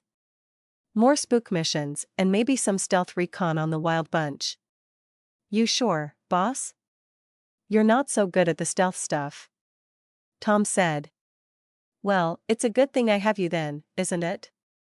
Shaggy turned on his heel and left the room. Levy was hot on his heels, arguing to spare Mike's life. If only so she didn't take a loyalty hit from the other magic users. Mike lived. But only because, after a quick shower, Shaggy didn't think the kid was worth it. Levy had a quick conversation with the kid and after a few tense moments, he left. Shaggy worried that the magical teen would shoot his mouth off. But Gina and Levy both assured him that, while an asshole, Mike was a true criminal through and through. The wizard would go back to Corrigan's Magic Academy or whatever and sulk. Target, Jerusa Tippin's house. Operation, breaking and entering, theft. Time frame, 2 weeks. Notes, subject will be away for a month on assignment for a certain company. Break into the subject's house and steal any and all electronic storage devices. Do not hack into anything. Any attempt will mean you forfeit your earnings and cancel any future missions. Anything else you and your team grab from the house is fair game. But you will have to fence it yourself. Drop off location to follow when the mission is complete. While Shaggy didn't think the old man would send them on a suicide run. The lack of Ms. Tippin's employer made him look it up. The woman was a magical researcher for K-Tech and, given his own run-ins with the company, he wasn't sure about running straight at one of their employees. But his team and his wife seemed excited at the prospect of some good old-fashioned criminal work. So Shaggy acquiesced. But only after they checked out the tunnel Mariposa had shown them. If all went to plan, those maintenance tunnels were going to be their way in and out of the apartment building. So, for now, they were prepared to take on the tunnels in full force. Sans the magic team, Seacrass, and Sybil. They were staying to handle the kids and any outside police interference. If it came. So Shaggy, Levy and the rest of his pack were waiting for the spell on the door to finish up. Which should be any second now. What do you think is in there? Tom asked excitedly. Shaggy shrugged as Vic answered. Probably nothing. Damn tunnels have been sealed for years. So they've most likely sat empty ever since they walled them up. Well, that's no fun. You want me shooting rifle rounds in close quarters? Vic asked, running a hand down his assault rifle. No, but you can grab a shock stick or something, right? You don't always have to be Mr. Gunman. Wild bunch of kids you've collected. Shaggy snorted. They're the best of a pretty weird bunch. You didn't get to meet everyone yet. But we have some real characters back at the bar. Besides the Rhino Man and Snake Kid? Oh, I don't mean players. I was talking about NPCs. If you get to talking to a few of them, they'll surprise you. Levy sat on a stack of boxes as she gripped Shaggy's arm. Oh, I know, the SUBAIs running the NPCs are amazing. They really feel like real people. It's a little eerie. All for a better gaming experience. Shaggy grinned. Well, I don't know about better, but I've certainly enjoyed my time thus far. Even with the trips to Deathville and a short romp through the sewers. It's been a blast so far. Don't forget, we also have an old villain to raid. I know. How's the recruitment been going for that, by the way? Levy got a faraway look in her eyes as she checked the game's forums. She had placed a call to action for a combined hero/villain raid on COG. The plan was to get a bunch of people to agree to share information on where COG was, and then once they found him, they'd launch a massive raid. So far, so good. The heroes keep requesting in-game meetups. But the villains ain't having it. No one trusts anyone to stick to their word. But for now, people are sharing information. Once we find him, we can talk about coordinating with the soups. But for now we got a bunch of psychics and magical types trying every power they can think of. While you more mundane folk use the more old-fashioned methods. Huh. Ain't nothing mundane about me, love. Shaggy cackled. Levy grinned and gave him a quick peck on the lips. I know. You're still my crazy little Shaggy. Shaggy grinned and leaned in for another kiss. But a sharp pop brought him back around to the maintenance door. Whatever spell had been cast on him seemed to sparkle and fade as he and Levy stood. Vic and the others quieted down as the door swung itself open and the smell of stale air hit them all. Shaggy felt his face scrunch up as he listened for anything. He wasn't sure if Vic was right about nothing being in the tunnels. But he figured better safe than sorry. Shaggy felt his pack ready up behind him as he moved toward the door. Not sensing or smelling much of anything, he stuck his head into the wide maintenance hallway. The hallway was at least 6 feet across and double that in height, which made it just wide enough for them to walk 2 by 2. Luckily, they only had one direction to choose from, to the right, which meant they would be moving northward under the apartments. Okay. I'll take the lead, followed by Levy and Vic.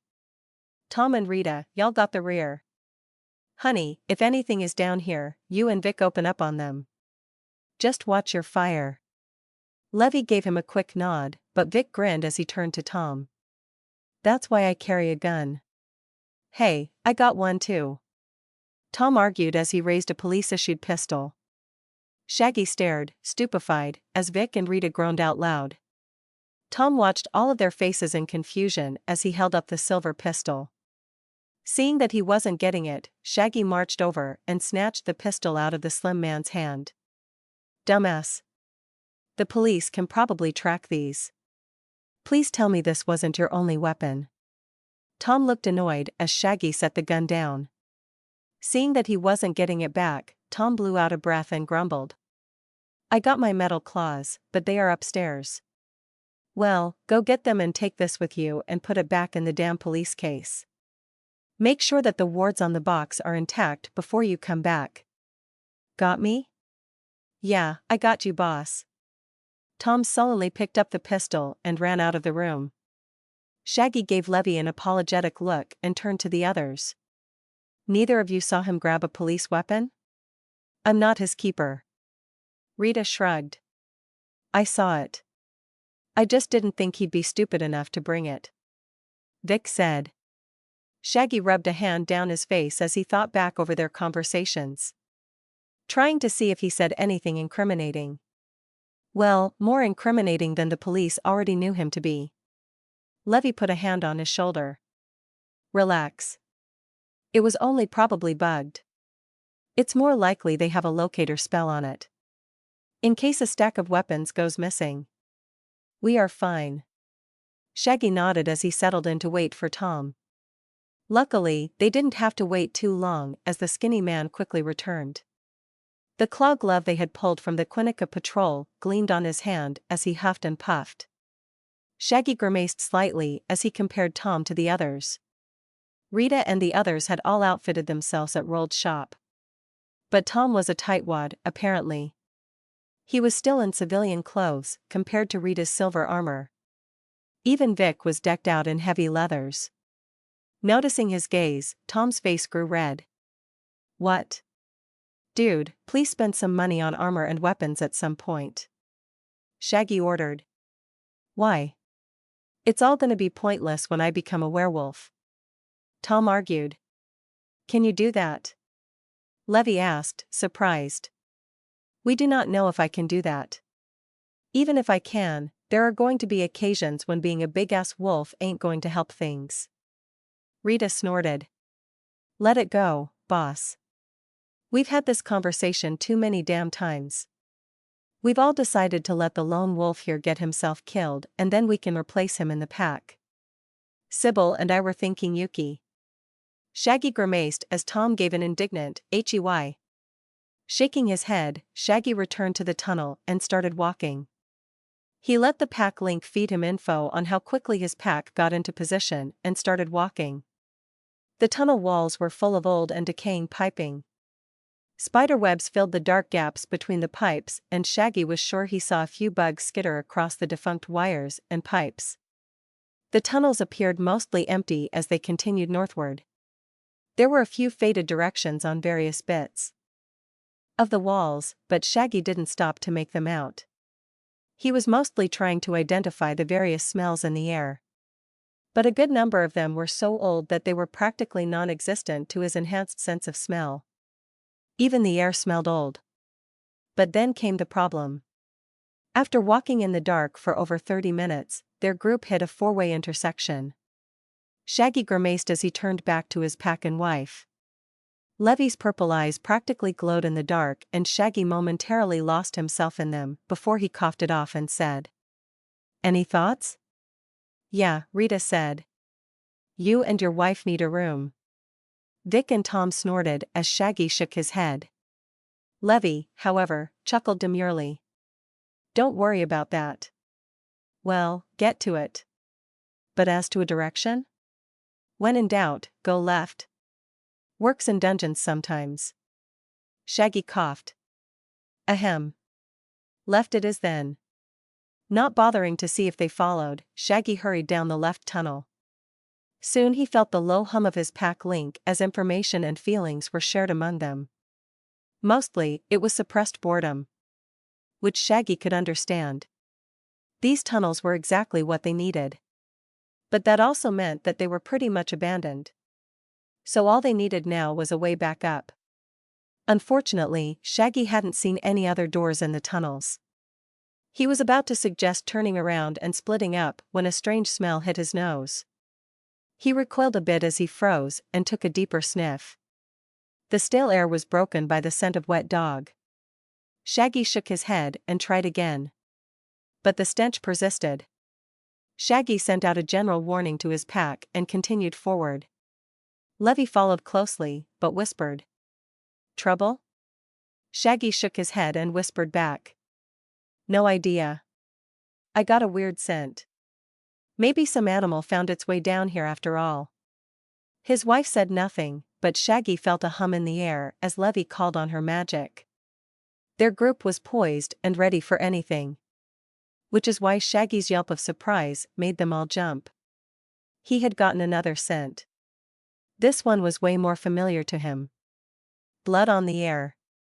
There is definitely something else down here, and it's killed something. Could it be rats or something small? Rita asked from the back. "Don't think so. It smells like a lot of blood. But we will find out soon. It's up ahead." They continued forward. The steam and electrical pipes on the walls were now forgotten as Shaggy chased the smell of blood. The once clear tunnel hallway grew cluttered with bits of trash and broken furniture. Shaggy tried to catalog as much as he could as he chased the scent of blood. They were getting closer. Soon he felt the others pick up the scent, and his already heightened awareness kicked up another notch. It was another 10 minutes of fast walking before they found it. A pile of corpses. All nude humans and aliens cut up and stashed into a large hole made in the wall. Whatever placed them there had smashed its way through the concrete and dug a little hidey hole where it kept its victims. Shaggy heard his wife retch a little as they all glanced into the room. Men and women, young and old, all cut up and stripped of any possessions. Old blood crisscrossed around the dirt, showing that whatever had put the people in the hole had flung them there. Something big and strong had killed these people and tossed them in here. "Claw marks, boss," Vic said, pointing a finger at several bodies. Shaggy followed the finger and found that the sharpshooter was right. A few of the bodies had large claw marks across their arms and torso. Shaggy grimaced as he climbed into the deep hole and grew his claws. "Shags," his wife said warningly. "It's fine, Levy. There's no one here." Shaggy placed his newly formed claw up to the claw mark on the body and studied it. His slim claw barely fit in the groove made on the body. Whatever had done this had claws much larger than his own or used weapons with large blades. Not a werewolf then. Shaggy said over his shoulder. He felt a general sense of relief come from his pack as they watched the haul. He heard the sound of someone climbing in after him and turned to see his wife shaking dirt from her hands. Shaggy gave her a questioning eyebrow, but she ignored it and moved closer to the body. Shaggy and his wife crouched low over the body and tried to figure out what had done this. Jagged cut, Levy said. So probably not a claw or magic. More like a crude weapon. Not a lot of force either. The cuts aren't really deep, Shaggy said. Just means they bled out instead of being cut in half. But they weren't killed for food. They were robbed and then stashed here. Was there blood out in the hall? He saw his wife shrug and turn to the hole's entrance. Tom was gazing worriedly inside as Rita and Vic stood guard. Shaggy grimaced at Tom's anxiousness and shouted. Is there a blood trail out there? Sure is, boss. Goes up the hallway a ways and disappears into the dark. Want us to follow it? Shaggy snorted. Not by yourselves. We're sticking together down here. This shit just got fun and you're not having it all to yourselves. Boss, we gotta talk about your definition of fun, Tom groaned as Levy and Shaggy climbed out of the hole in the wall. Shaggy ignored his pack's designated worrier and pushed on down the hall. Now that he was looking for it, the sight of dried blood stood out in the dark. Whatever had killed those people had killed them somewhere else and then stashed their bodies down the hall. Shaggy could feel his heart race as a new adventure was starting. He was trying to guess what they would find when he saw a deformation in the tunnel's wall. Is that? Shaggy asked, trailing off as he got closer. Yeah, Levy answered. That's a giant-ass hole in the tunnel. Actually, ma'am. That looks like a giant-ass entrance to me. Shaggy silently agreed with Vic's assessment as he moved to the hole in the tunnel's side wall and peered into it. An 8-foot crudely dug tunnel spanned before him and Shaggy could feel his gaming senses tingling. The thought of turning back and grabbing the others briefly crossed his mind, but he shook off the thought as he turned to his wife. It's a man-made tunnel. Probably made by the killer. Rita groaned. Boss, can you not sound so excited by that? Shaggy's grin merely grew as he glanced down into the dark tunnel. Whatever is down, there is a danger to us using these tunnels to get around. It clearly doesn't care about killing people. So we have to get it before it gets us. Pfft. Are you done rationalizing it yet? We'll follow ya, boss. But I still think you are way too excited about confronting a cold-blooded killer. Rita groused. That might work, but they could dig themselves out. Besides, I want to know what we are dealing with. Shaggy said, and as he used his limited dark vision to find footprints in the tunnel's dirt floor. Well then, Levy said, sounding excited to Shaggy's ears. Looks like we're going down the deep, dark tunnel. Yeah. But I mean, how does it work? It sounds like some kind of emphatic link tying all of you together. I mean, you share his strength, speed, healing, and even his dark vision, apparently. Tom nodded in the dark. So magic? Rita and Vic groaned audibly as Levy smiled at the shorter man. Shaggy just snorted and kept leading the way down the tunnel. It was at a steep angle and the dirt was pretty loose. So keeping his footing was pretty tricky. Of course, his black and white vision in the total darkness wasn't helping things. But he didn't want Levy magically lighting their way. She would probably tip off whoever or whatever was down here. I don't think it's truly magic. My husband is a mutant. So since he accepted as part of his pack, you share in his abilities. Which is probably a precursor to becoming a full wolf. Yeah, I get all that, boss lady. But what I want to know is how. I mean, he asked us to be part of his pack. We get these snazzy new tattoos, and then I can dent metal with my fist. How the hell does that work? Shaggy turned and grinned at his wife. Her purple eyes stared daggers at him in the dark. He wisely turned back around and tried to choke down a chuckle. She had been the one to start answering Tom's inane questions. Now she was scrambling for answers. How do you explain in-game mechanics to an NPC? Lots of gamers had tried to, but sometimes it was like talking to a wall. Most modern NPCs were programmed to ignore in-game systems. But outliers like Tom happened. But most ignored them and just gave excuses.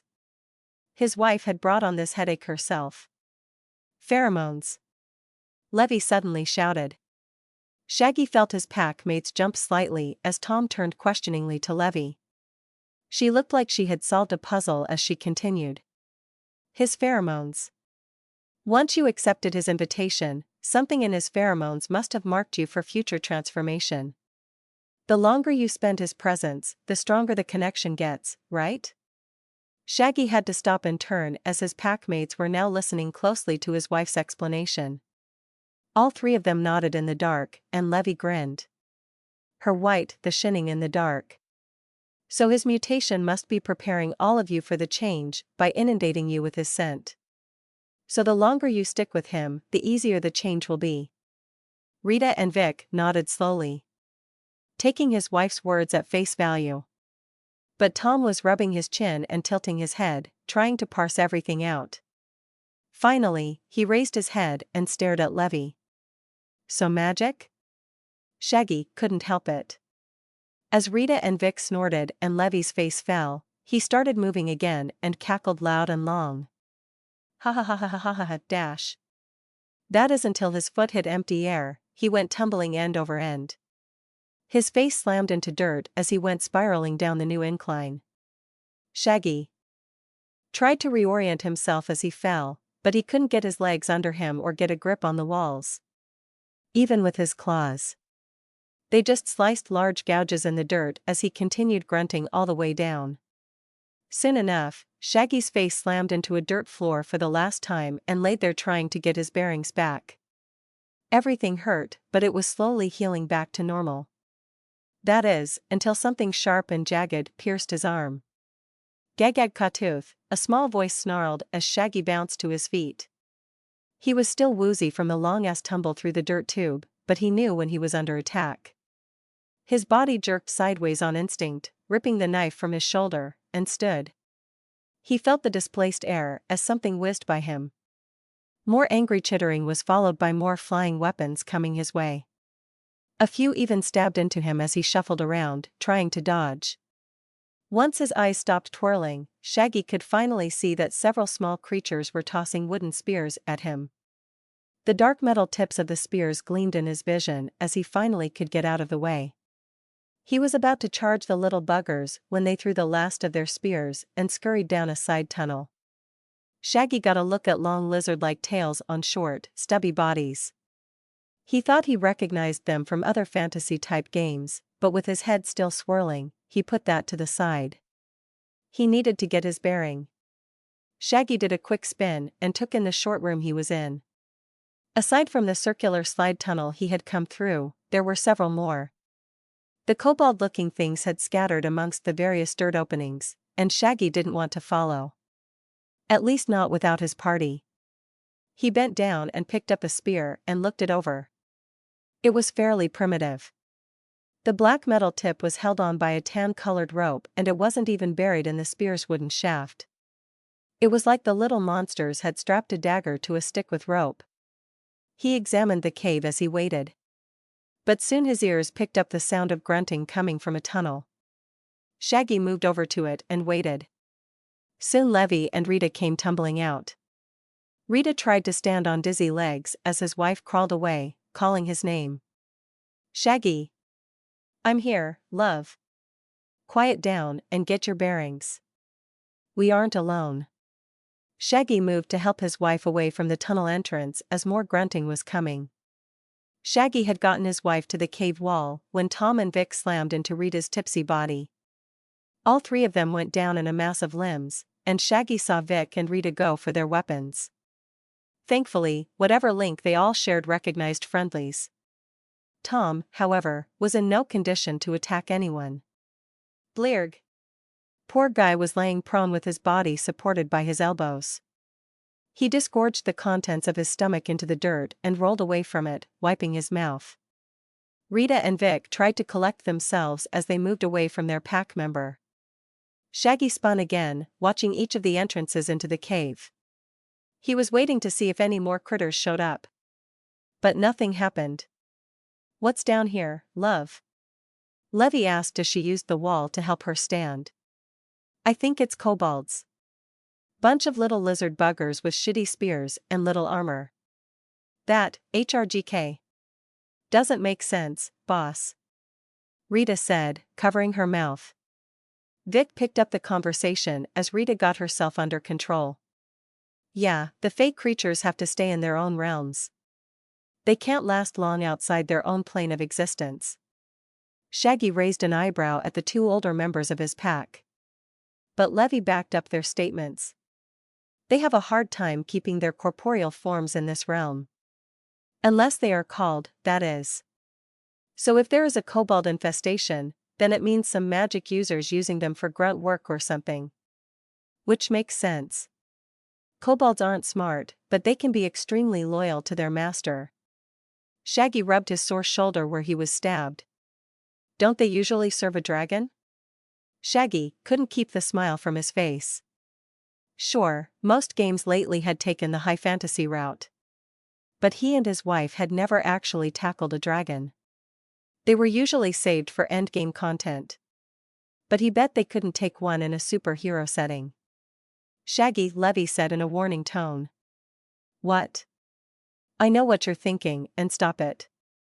A dragon is a pain in the ass here, the same as it is in any other game. My magic would be useless, and any healing you have wouldn't stand up to a dragon's breath attack. Besides, it's probably some jumped-up sorcerer. Most of the magical community use goblins and other simple fey races as cheap labor. Give them space and food and they'll work for you." Shaggy rubbed his chin. How viable is that?" "Boss, you replace me with a goblin and I'ma shoot you on principle," Vic said. "Not for me." Shaggy backpedaled. "For Undertown. We could give the grunt work to goblins or gnomes or something and focus on expanding." That seemed to mollify Vic as Levy patted Shaggy's shoulder. "It wouldn't work. Goblin and kobolds don't really work well alongside humans. It would be like you working in a fast food restaurant." "That went fine," Shaggy grumbled as Rita and Vic snickered. The pair of them got Tom to his feet as Levy snorted. "No, it didn't. You spent half your workday eating hamburgers." "I was a growing boy." Levy waved a hand at him dismissively. As she did, a purple flame grew from her fingers, bringing the dirt cave into greater relief. Shaggy had to blink as color returned to his vision. Levy muttered a few words under her breath and cast her arm out. The purple flame shot forward, colliding with the walls alongside the 4 exits to the room. Levy huffed. "Well, that's just unhelpful." "Tracking spell?" Shaggy guessed. "Kind of. It's meant to seek magic, but apparently there's magic down every one of those tunnels." "Exciting. So we pick one and start searching?" Levy raised an eyebrow at him as her purple flame died out against the dirt walls. "You realize that some species of kobold can dig intricate tunnel systems, right? Some that even rival ant colonies." "Well, we have the time. Why not search them all?"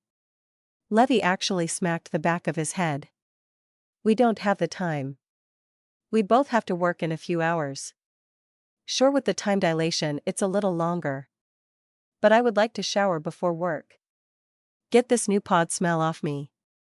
"Oh, yeah," Shaggy rubbed the back of his head, chagrined. "What about their scents, boss? Can you track the little buggers?"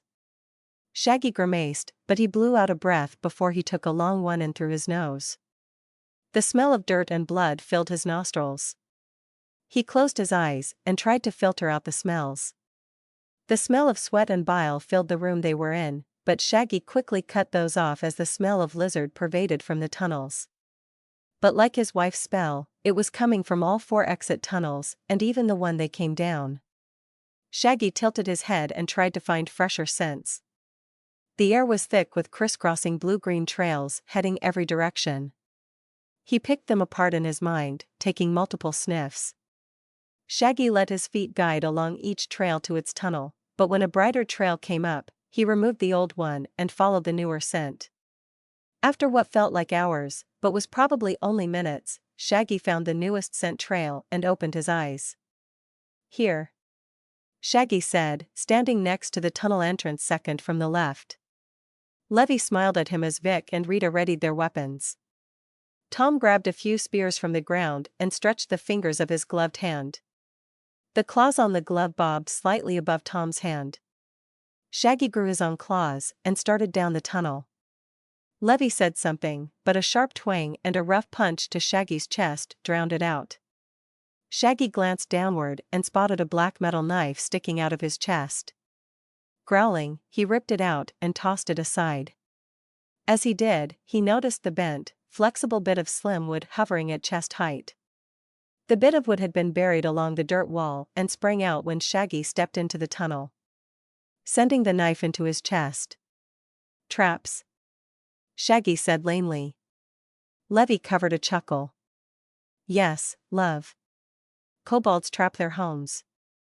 Also, any good magic user would also cast various spells in their lair to deter invaders.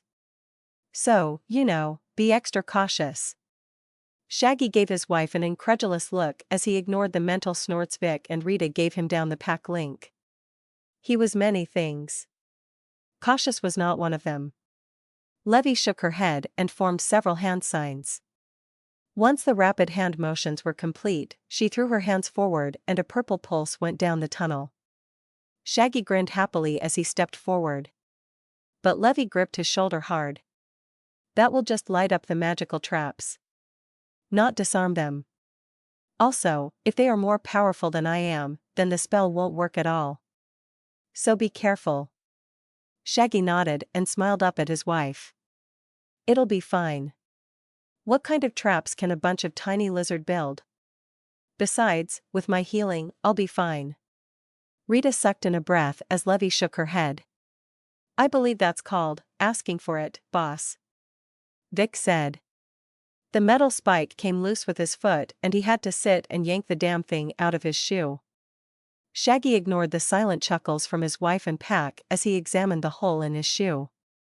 It was another bit of clothing that was gonna have to be replaced after this little trip. His pants were cut to shit, his shirt was in tatters, and now his right shoe had a thin slice through it. He grumbled incoherently as he got up and threw the piece of metal to the floor.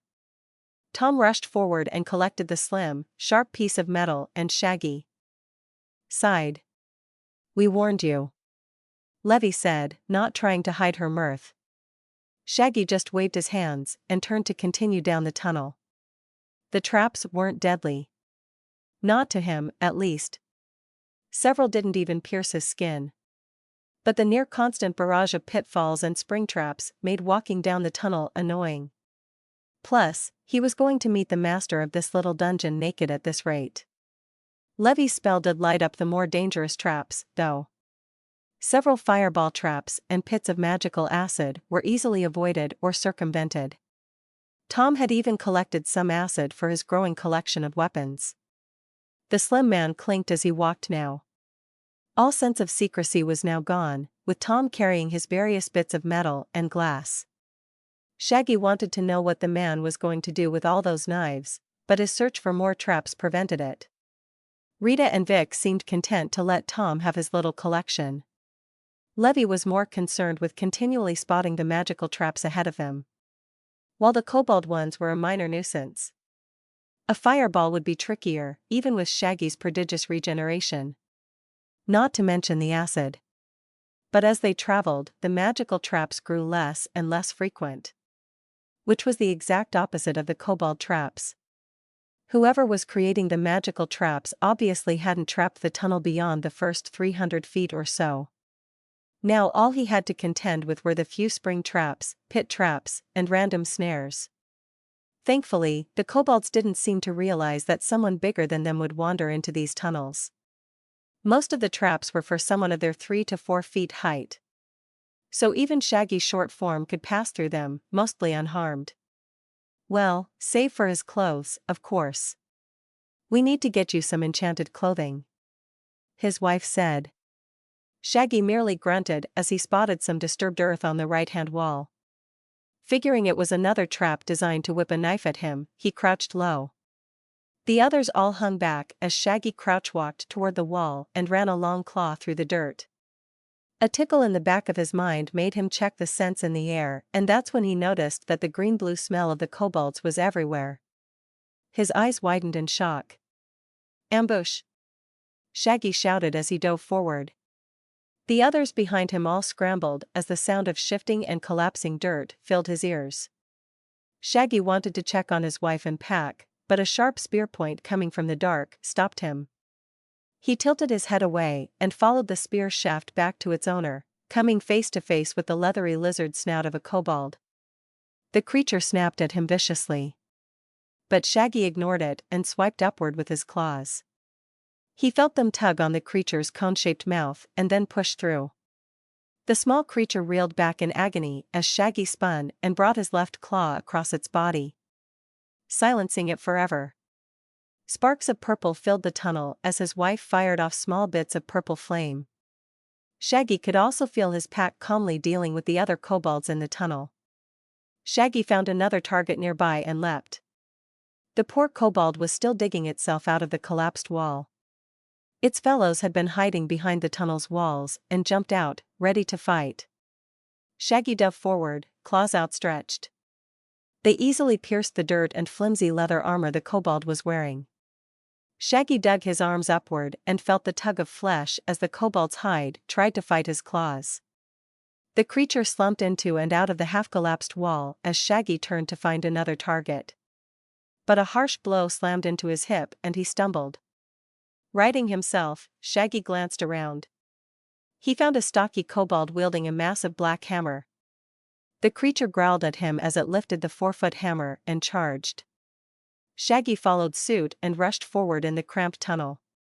It had the height advantage in the tunnel, but Shaggy was tougher. The kobold swung its hammer horizontally in the tunnel, so Shaggy went low and dove for the thing's legs. The creature's leather skirt didn't do much, and Shaggy easily cut through its knee. Shaggy grinned as he heard the stocky creature scream. Spinning, he quickly went in for the kill. Pouncing on the downed figure, he clawed the thing's front and back until it stopped moving. Shaggy stood with a huff and glanced around. The sounds of spells and fighting had stopped and his vision was getting better as his wife's spells weren't causing havoc with his vision. Sound off, Shaggy shouted, trying to sound professional. Here, dear, Levy responded. Alive. Clear. Where's that damn hammer? Shaggy shook his head as Tom whizzed by him and scooped up the stocky kobold weapon. The man was still jingling from the collection of trap knives and glass jars he was carrying about his person. But Shaggy was also happy to see the tinge of blood on Tom's Quinnica claws. The guy could hoard as many weapons as he wanted, so long as he still killed their enemies. Tom searched in the dirt for a short amount of time before he came away with the massive, two-handed warhammer. As Shaggy got a good look at it, he realized that the head was also made of the black metal all the other kobold weapons were made of. Shaggy raised an eyebrow, but didn't ask questions. They could figure what the weapons were made of later.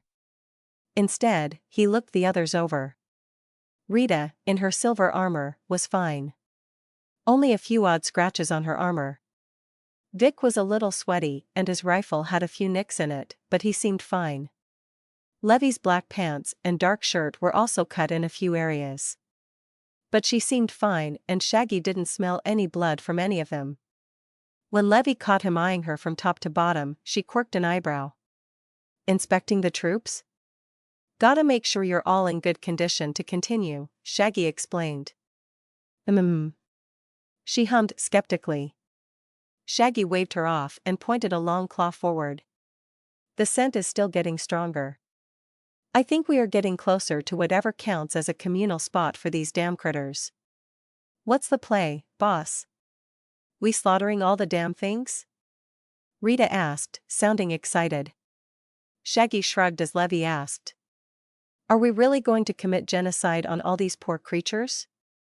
It isn't their fault they were summoned here. Plus, once their link with whoever summoned them is gone, they'll get pulled back to their home plane. Free to be someone else's problem. Vic grumbled. Yes, boss. His pack mates responded as one. Shaggy grinned as he took the lead position again and rushed forward. Only to step into another pit trap. He felt the slim knife slip into his shoe and foot and gave a grunt of annoyance. As he stepped out of the hole, Tom was there waiting. Shaggy shot the slim man with a withering look, but it bounced off the man. Once they were well on their way again, Shaggy double-checked any scents in the air. But while the smell of kobold was getting stronger, there were no more ambushes ahead. But he didn't just blindly trust his nose. Years of gaming had made him extra cautious in dungeon environments. Even with maxed skills, you could still be killed if you weren't prepared. With each new pit trap or knife-throwing spring trap, Shaggy felt his senses heighten slightly as he prepared for the next threat. It was at the point that he was twitching at the settling of dirt that Levy placed a hand on his shoulder. Shaggy jumped at her touch and spun rapidly, feeling his heart leap in his chest and bringing up the claws of his right hand. Levy glared at him and bopped him on the nose. Calm down, love. You're winding yourself up. We need you calm and ready for what's ahead. Whoever placed all these traps wants us paranoid and mentally exhausted by the time we get to the end. So take a few and relax. Shaggy nodded as he realized she was right. He was getting more and more worn down by each trap. Not physically, but mentally, which could be just as deadly. He glanced at Rita and the rest of his pack, and they also seemed slightly on edge. Their pack link was probably resounding with his amped emotions and created another feedback loop. He shook himself and leaned against a cave wall, indicating for his pack to do the same. Now that they were all taking a break, Shaggy remembered Tom's little hoard and asked. Tom, I have to know.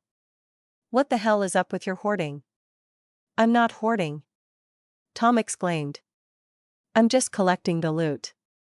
We don't know how much this stuff will go for back in Undertown. Not to mention, we could sell some of these weapons to the new recruits. Shaggy stared at the slim man for a few seconds, before he wiped a hand down his face, incredulously. What? Tom asked, sounding offended. We have weapons at the bar. Shaggy shouted back. Plus, most of them are actual guns, or at least better quality melee weapons. Pfft. These are fey metal weapons, boss. Who knows what kind of magical properties they could contain? Shaggy felt Rita and Vic's skepticism through the pack link and looked to his wife for confirmation. But Levy only gave a half shrug. Magical metals have been known to cross over the planes. But they usually fade along with their wielders. If nothing else, I know a few sorcerers who would like to study the metal. But that can wait till later. Tom gave a fist pump and looked back at Shaggy with a smug grin. Shaggy just shook his head and let the man have the win. For all he knew, Tom was sitting on a gold mine of mystic weapons. Although it was more likely that he was collecting a stack of trash. Shaggy pushed off the cave wall and motioned for the others to follow. His feelings of paranoia had been blown away by Tom's ridiculousness. He felt Tom give a mental huff over the link and smiled as he noticed a spot of light from ahead. He raised a hand pointed. He hadn't realized they were so close to an exit. In fact, the smells in the air were stronger, and the muted sounds of something echoed through the tunnel. Shaggy shot an inquisitive look back at his wife. Levy clenched a fist of purple magic. Shielding spell. Probably kept the sound and light from reaching us. But not the smells. Shaggy grinned as he moved forward boldly. It looked like there was only one exit. So whatever was waiting for them through the tunnel exit was probably well aware of their presence. At least that was Shaggy's excuse to burst from the dark tunnel into the brighter and more spacious room. Shaggy blinked as color came back to him. The snapping and snarling of kobolds filled his ears before the crack of someone loudly snapping their fingers resounded through the room. Shaggy's vision came back just as a male voice filled the air. Judging by how clearly it sounded in his ears, Shaggy guessed it was a magically amplified voice. So you filthy heroes have finally found my lair? It is no matter. My army of elite kobolds stands ready to annihilate all who trespass upon my hallowed grounds. Shaggy grimaced at the young-sounding voice and the almost nasally quality it carried with it. Rubbing his eyes, he got his first glimpse of the large, arena-like room they had stepped in. It was a jaggedly shaped oblong that had obviously been carved out by hand. But it seemed secure, and the room was pretty big. Shaggy guessed it was about 300 feet across, with a domed ceiling that went up almost 100 feet. He was impressed and almost gave a whistle of appreciation, but his wife's voice stopped him. We aren't heroes, little summoner. But we also don't take kindly to a pack of wild animals in our backyard. Remove yourself or be removed. Levy pointed a finger across the open dirt floor at the magic user who had summoned the kobolds. A gray alien stood on a short, flimsy-looking wall of wood. Misshapen sticks and logs made up the wall, with sizable gaps between the fortifications. A few spiked wooden stakes were also placed on the ground ahead of the short wall, but that was it. Shaggy noted that the wall the summoner was standing on wasn't even complete. It was just the one wall. But the young man in dark robes was also surrounded by his kobold army. Shaggy tried to do a quick count, but with the ones on the ground and on the wall with their master, it was tricky. He guessed there were less than 100 of the little buggers. His confidence swelled as he spotted their primitive weapons. But the smile was wiped from his face as the summoner spoke again, voice dripping with bravado. Oh. A drow. Why don't you come here, my sweet, and I'll show you some magic. Shaggy's vision went red, and he felt the wolf try to shove itself free. He got a hold of it in time to watch his wife fire a foot-wide eldritch beam that careened across the battlefield and slammed into the summoner's wooden wall. The wood caught fire, and the summoner gave a surprised shout. Kobolds scattered about, screaming as Levy cackled madly. Shaggy felt himself and his pack nod as one. Levy returned their nod and rushed forward as Shaggy grinned at her back. Vic's rifle barked as he marched forward, firing at the mass of kobolds.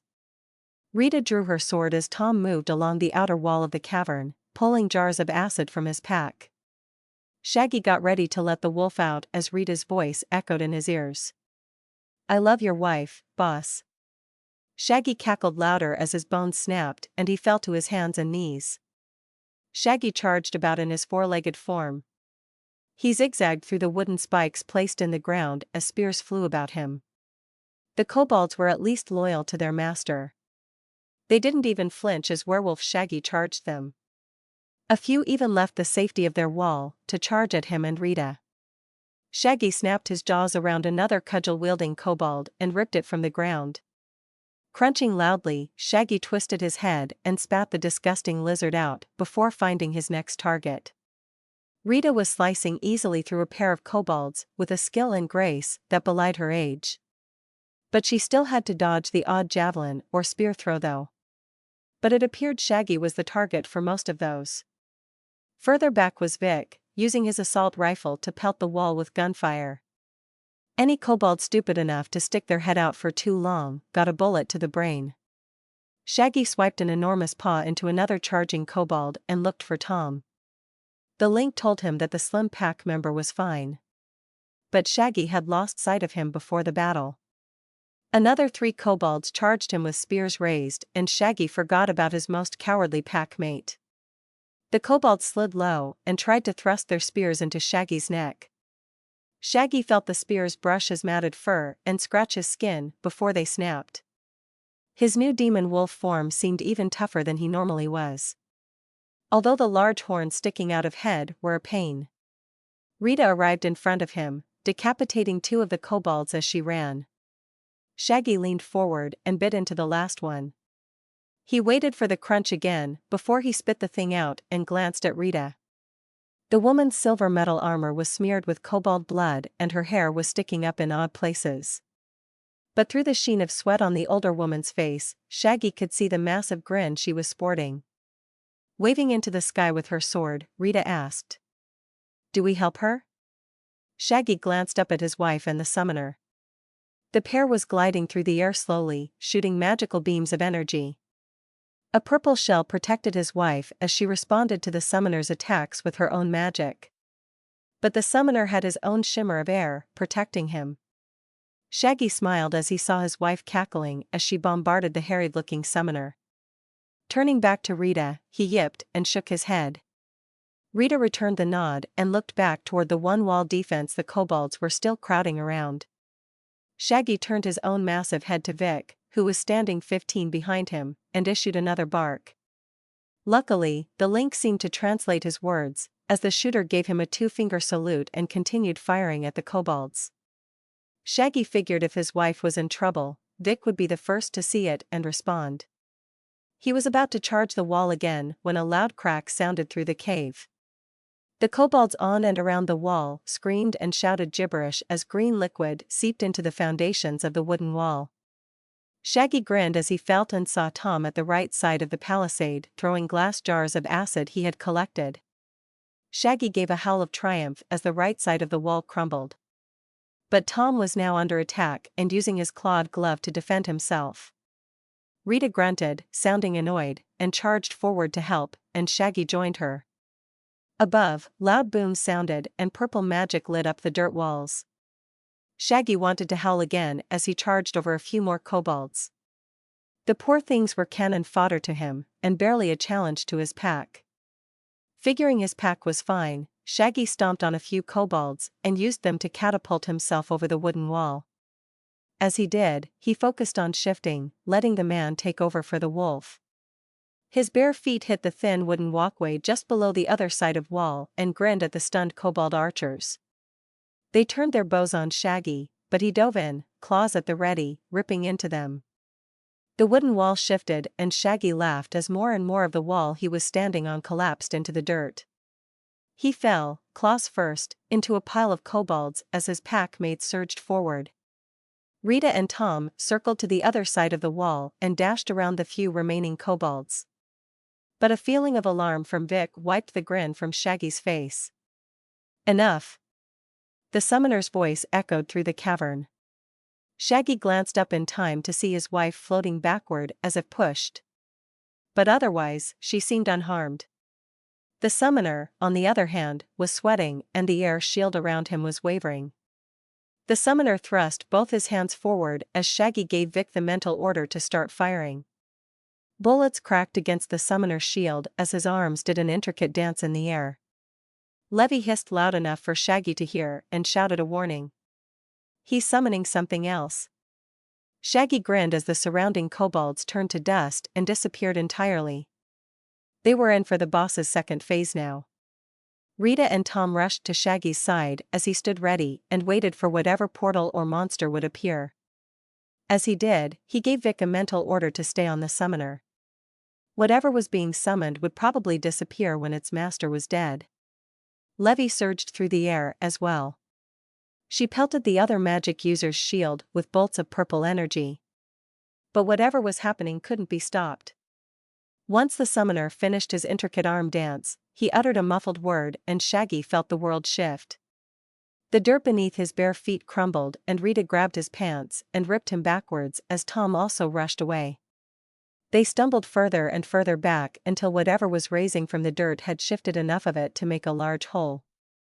Shaggy righted himself and gave Rita a nod of thanks as from out of the hole a large dirt-colored claw rose. Another claw joined it as Shaggy watched, astonished. Each claw was about the size of his body and whatever was dragging itself free of the hole was going to be much bigger. Shaggy fought his stunned paralysis and dashed forward, hoping to do as much damage as possible. As he got closer, a large dragon head made of dirt and rock dragged itself from the ground. It was a dragon made entirely out of dirt. Shaggy tried not to smile in amazement as he slashed at the creature's clawed hand. His claws sank deep into the dirt body of the dragon and created two large rends in the skin. But the wounds were quickly healed as more dirt moved to fill the wound. Shaggy grimaced as above the summoner cackled. The dragon roared and flailed its head around. Plumes of dirt flew from its mouth as its jagged stone teeth ground together. Shaggy grunted as dust filled the air. Keep it occupied. We have to kill the summoner. Levy shouted from overhead. Shaggy raised a clawed hand in acknowledgement, but Rita's shout brought him back around to the dragon. "Boss." Shaggy didn't have enough time to defend himself as a giant dirt claw slapped him across the cavern. He briefly wondered if this was what the kobolds had felt like as his head slapped into the dirt floor. His legs flipped over his back and soon he was spinning through the air, end over end. He didn't know how long he spun, but once he came to a stop, he righted himself and let his healing do its work. Off in the distance, he could hear the dragon roar as Vic's rifle cracked repeatedly. Shaggy had to shake his head over and over, willing his eyes to stop spinning. Once he had collected himself, he realized he was across the damn cavern on the other side of the dragon. Rita and Tom were ducking and diving around the thing as Vic and Levy chased the summoner. The bastard was trying to make a break for it, but Levy and Vic were hot on his tail. Shaggy grumbled and blew out a breath, collecting himself. He ignored the roaring and the worried feelings of his pack as he felt the shift take him again. He blinked, and he was the wolf again. No snapping or twisting, no twinge of pain in the middle of his back. He felt whole again. The wolf inside gave a howl again as he charged, horned head down like a bull. He knew he could lead the summoner to Vic and Levy. They were the only ranged members of the party right now, plus he trusted his wife. Besides, how many times did a werewolf get to fight a dragon? Shaggy could feel Rita and Tom drawing the dragon's attention away from him. Tom was using the last of his acid to melt the dirt body of the thing as Rita backpedaled away, avoiding the dirt dragon's massive swipes. Shaggy's charge turned into a leap as he flung his lupin body onto the dragon's back. His claws dug into soft dirt as he scrambled up the thing and to its neck. Once there, he snapped his jaws and hung on. The dragon screamed. Either in pain or indignation, Shaggy couldn't tell. Although he figured it was the latter. The dragon twisted its neck back and forth, sending Shaggy's large wolf's body back and forth. But he kept a hold of the soft dirt that made up the neck. But it wasn't easy. The dirt turned to mud in his mouth and he had to let it shift out of the corner of his mouth. Every chance he got, Shaggy had to readjust his grip, all while keeping his footing on the dragon. He could feel his pack mates trying their best to help distract the dragon. But it was understandably more concerned about the giant werewolf on its back. Soon enough, the dragon had had enough. It stretched its neck to the ceiling and gave a bellow. An enormous cloud of dirt and rocks spewed forth from its mouth and collided with the ceiling. The entire cave shook as Shaggy's body was pelted with large rocks from the dragon's dirt breath. He tried to send a message of retreat to his pack, but all he got was stubbornness and resignation from Rita and Tom. Shaggy growled as he ripped his teeth through the dragon's dirt neck before he dove back in to tear the damn thing's throat out. But as he did, his footing collapsed, and the dragon lost all cohesion. A pile of dirt hit Shaggy in the head as he fell from the dragon's back. Dirt carried and buried his hind legs as he fell until he was stuck half in, half out of a large mound of dirt. The dragon's roaring was gone, and the cave was eerily still. Shaggy sniffed the air, but his nostrils were filled with dirt and mud. He huffed, trying to dislodge his nose and his body. He was buried pretty deep, and he could feel the relief and mirth coming from Rita and Tom. Vic was more sullen. Shaggy tried to turn to where he felt Vic. But with his body stuck, it was a genuine issue. He sent an order for help, but Rita and Tom were now actively laughing at his predicament. He growled in their direction as he shifted back. But as he did, dirt filled the hole he was making. But the shift was happening now. He didn't think he could stop it. Dirt rose as his body got smaller. But before he could be buried, an obsidian-colored arm dove in and gripped his own. Using it as leverage, Shaggy leapt from the dirt tomb and freed himself. He wanted to glare at his pack, but his wife's soft lips against his own made everything leave his mind. He fell into the kiss, delighting slightly at the awkward coughs he heard from his pack. Served the bunch of jackasses right. Levy stepped back from the kiss and grinned at him. She was covered in sweat and dirt. She looked exhausted and Shaggy thought he probably looked the same. But he grinned back at his wife and blew out a breath. She bit her lip adorably and glanced around. They were standing on the remains of the dirt dragon, in the middle of an underground cave, beneath a modern city. Shaggy shook his head as he and his wife said the same thing at the same time. This game is awesome. You sure? Yes. This is perfect. It just needs to be fixed up a bit and maybe we can bring in some lights. Shaggy sighed while he and Levy waited for a terminal to appear somewhere in the enormous cavern. Levy was insisting on making this location another base. But Shaggy was a little concerned they were getting spread thin. They hadn't even heard from the Vlad and the others. Even when he logged out. He was expecting a private message or something. After the fight, he and Levy had logged out and told his pack to inform their people at the apartment about the enormous cavern. Shaggy spent the entirety of his workday thinking about what to do with the space. But he really hadn't thought about keeping it. He thought it would be more useful as a fallback spot if they ever pissed off the cops too much. Levy had gotten home slightly after him. So when she logged in and found him in the cavern, brooding, they fell into a discussion about what to do with the place. Levy spun in place, looking all around. But where is everyone? It's been a day in-game? Right? Yes, dear. If I have the math right. Well then, our people should be here and they should be getting things ready. Shaggy shook his head at his wife. Get what ready, and with what? We need materials even if we use the generic terminal bought furniture. Also, NPCs can't make the terminal appear without, at least, a few players. Then they could have waited. For a whole day? In the dark? What's going on with you? Levy raised a hand to her forehead and sighed loudly. You're right. It was just a long day at work and I had so many plans for this place. Plans are fine. But we have other things to get to. The old man's quest, and we need to see if we are still on the outs with the local police force. Oh. Levy cooed excitedly as she gripped Shaggy's arm. Do you think they'll attack us? I would love to go toe-to-toe with a few police wizards. They have some good gear, apparently. Shaggy shrugged, and Levy grinned as they walked toward the tunnel leading out of the cave. They still hadn't mapped the place fully, but that could wait. Shaggy wanted to head topside. Seeing in black and white all the time was giving him a headache. Levy suddenly slapped his shoulder, hard. Hey! You distracted me. I still want to make this place a lair. Somewhere where I can practice my magic and you and your pups can run around. Levy danced her fingers through the air as she spoke happily. They're a pack, Levy. Also, I have a place, remember? Please. That man cave? It might be good for you and your friends as a guild hall or lair. But this will be a place for us. Somewhere the two of us can grow and plan our evil machinations.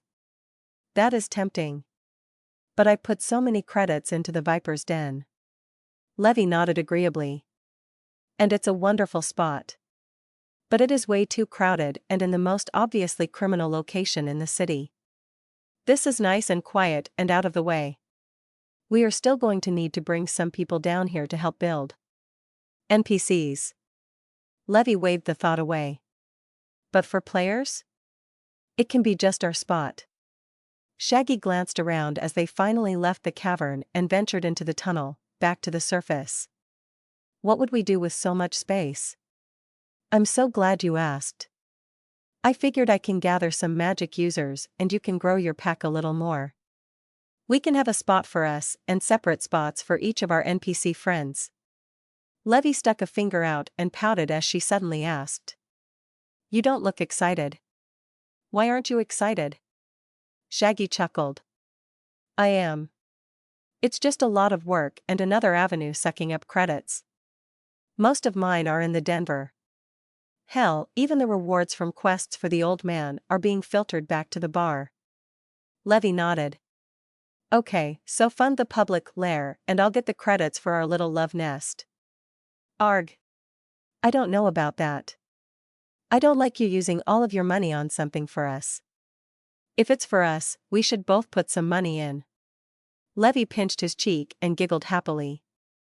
I don't, for a second, believe you won't pitch in here and there. But we're criminals in a superhero game. We can make money. But you're right. We need to focus on the problem in front of us. But I will build that cavern into our in-game home. I know you will love. Shaggy smiled up at his wife and gave her cheek a firm kiss. Now, on to the next item on the agenda. Oh, he has an agenda, Levy muttered. Yes, I do. Now shut up. We need to get a team together for some BE and maybe get some of the pack down here to clear out the tunnels. The kobolds are gone. They all disappeared when the summoner died. Shaggy nodded agreeably. I know. But better safe than sorry. Next, we need to see what the gang situation is topside. We hit the wild bunch and even Money says they are going to be out for blood. So we need to scout that out. Finally, the cops. Levy grinned as they continued walking and talking. The cops? Your oh-so-good idea to get in good with them that went belly up on the first excursion for them? Shaggy sighed. I know. But I really felt like we could milk that relationship for something. However, I think all I really did was put us on the local PD's radar. It was a wonderful effort on a SOSO idea. Thanks, T. It's Levy in-game, sweetheart. But what should we do about the police? Well, the building is hidden right now, right? Until the police find some probable cause and can issue a magical desist order. Then we have to remove the illusion or face jail time. Levy said the last two words in a spooky voice and waggled her fingers at Shaggy. Hey, don't joke. The Slammer is a hard place, you know? Well experienced, are you? Shaggy shrugged and changed the subject. So we are on a timer. We need to decide what to do with the cops, and if it comes to it, we'll have to abandon the apartment complex. What about the kids? Shaggy shook his head. You want to take in a bunch of strays? What would all their parents say? Shit, we'll probably get charged with kidnapping if we take them all into the tunnels. Luis and Mari are orphans. They are squatting in the apartment building, corrupting all the other teens. Shaggy was about to ask how she knew that when a sudden voice ahead called out. Are those the bosses down there? Shaggy looked around and saw they were back at the Kobold Tunnel's junction with the city's maintenance hallways. Standing by the tunnel entrance was a skinny teen, looking around worriedly. He had a flashlight in his hand that was pointed unhelpfully at the floor.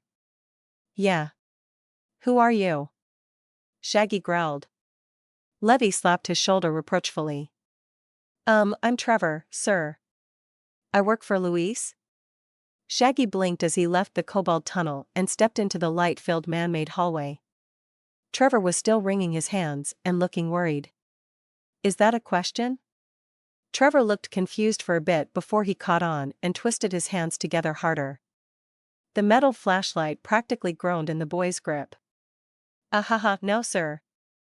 I work for Luis. It's just been a bit of a day. Trevor said. What do you mean?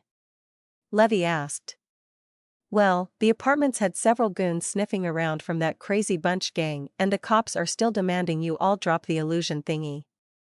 Also, that big demon-looking guy was here most of the day yesterday asking about you. Trevor pointed at Shaggy and then rapidly put the finger down. He forced a smile at Shaggy before he spun on his heel and continued. It was my turn to come down here and wait for you. So I'm at least happy I don't have to be down here anymore. This place gives me the creeps, and there's blood all over this section of the tunnel. Trevor was hurriedly walking back toward the apartment building and talking over his shoulder. Levy and Shaggy shared a bemused look before they followed. The young teen kept up a constant stream of blather as they walked, filling them in on as much as he knew, which wasn't much, really. Once he had exhausted any useful information, Trevor took to overly explaining relationships of Luis gang members. Shaggy tuned him out and thought about the more important aspects of what the kid had said. Seacrest was better, and he and the magic users and other pack members were running defense for the apartment. Meanwhile, the kids had spent time down in the tunnels, trying to map out where everything went. But each door from the maintenance hallway had more wards placed on them. Gina and Cerelia had come down and placed eroded charms on them, but neither was as powerful as Levy's. But from what the kids knew of the neighborhood, most of the tunnels exited in other apartment buildings a few blocks around their own. Although Mari thought one led out into an abandoned deli. The deli should be our priority, Levy said, just as Shaggy was thinking about it. Shaggy nodded in agreement as Trevor spoke up. That was the other witch's idea, too. Something about there being fewer people around. Which I guess makes sense. So hey, are you guys gonna, take us in? Shaggy started for a second as Levy snorted. Trevor was now walking backwards, looking hopeful. Shaggy groaned and wiped a hand down his face. The kids were good scouts, and a few more bodies in a fight were never a bad thing. He was rubbing his chin, trying to decide how to answer, when Levy said, "Yep. That's the plan. But for now, just keep doing what you're doing. Okay?" Trevor nodded excitedly. "Sure thing, boss lady." Shaggy glanced up at his wife, but she merely smiled. Sighing, Shaggy followed Trevor back into the apartment and up the stairs to the small foyer of the apartment. Where, surprisingly, Seacrest and Vic were standing near the front door, looking out. "But we should say something," Seacrest said. Vic shook his head. "And let them know the boss ain't here right now?" "No way. We remain silent and wait for him to go away. He did yesterday. That damn bullhorn is going to annoy enough residents in the apartment that they'll ask us to take down the spell." "Nah. You saw their faces when we told them about the wild bunch. They are more afraid of being beaten than some cop with a megaphone." Shaggy quirked an eyebrow. "Who's being beaten?" Vic and Seacrest turned sharply. Once they saw it was Shaggy, they both grinned. With Seacrest, it was more genuine. But for Vic, it was the smile of someone happy to pass on a problem. The mustachioed human waved a hand out the door and moved to the stairs going up.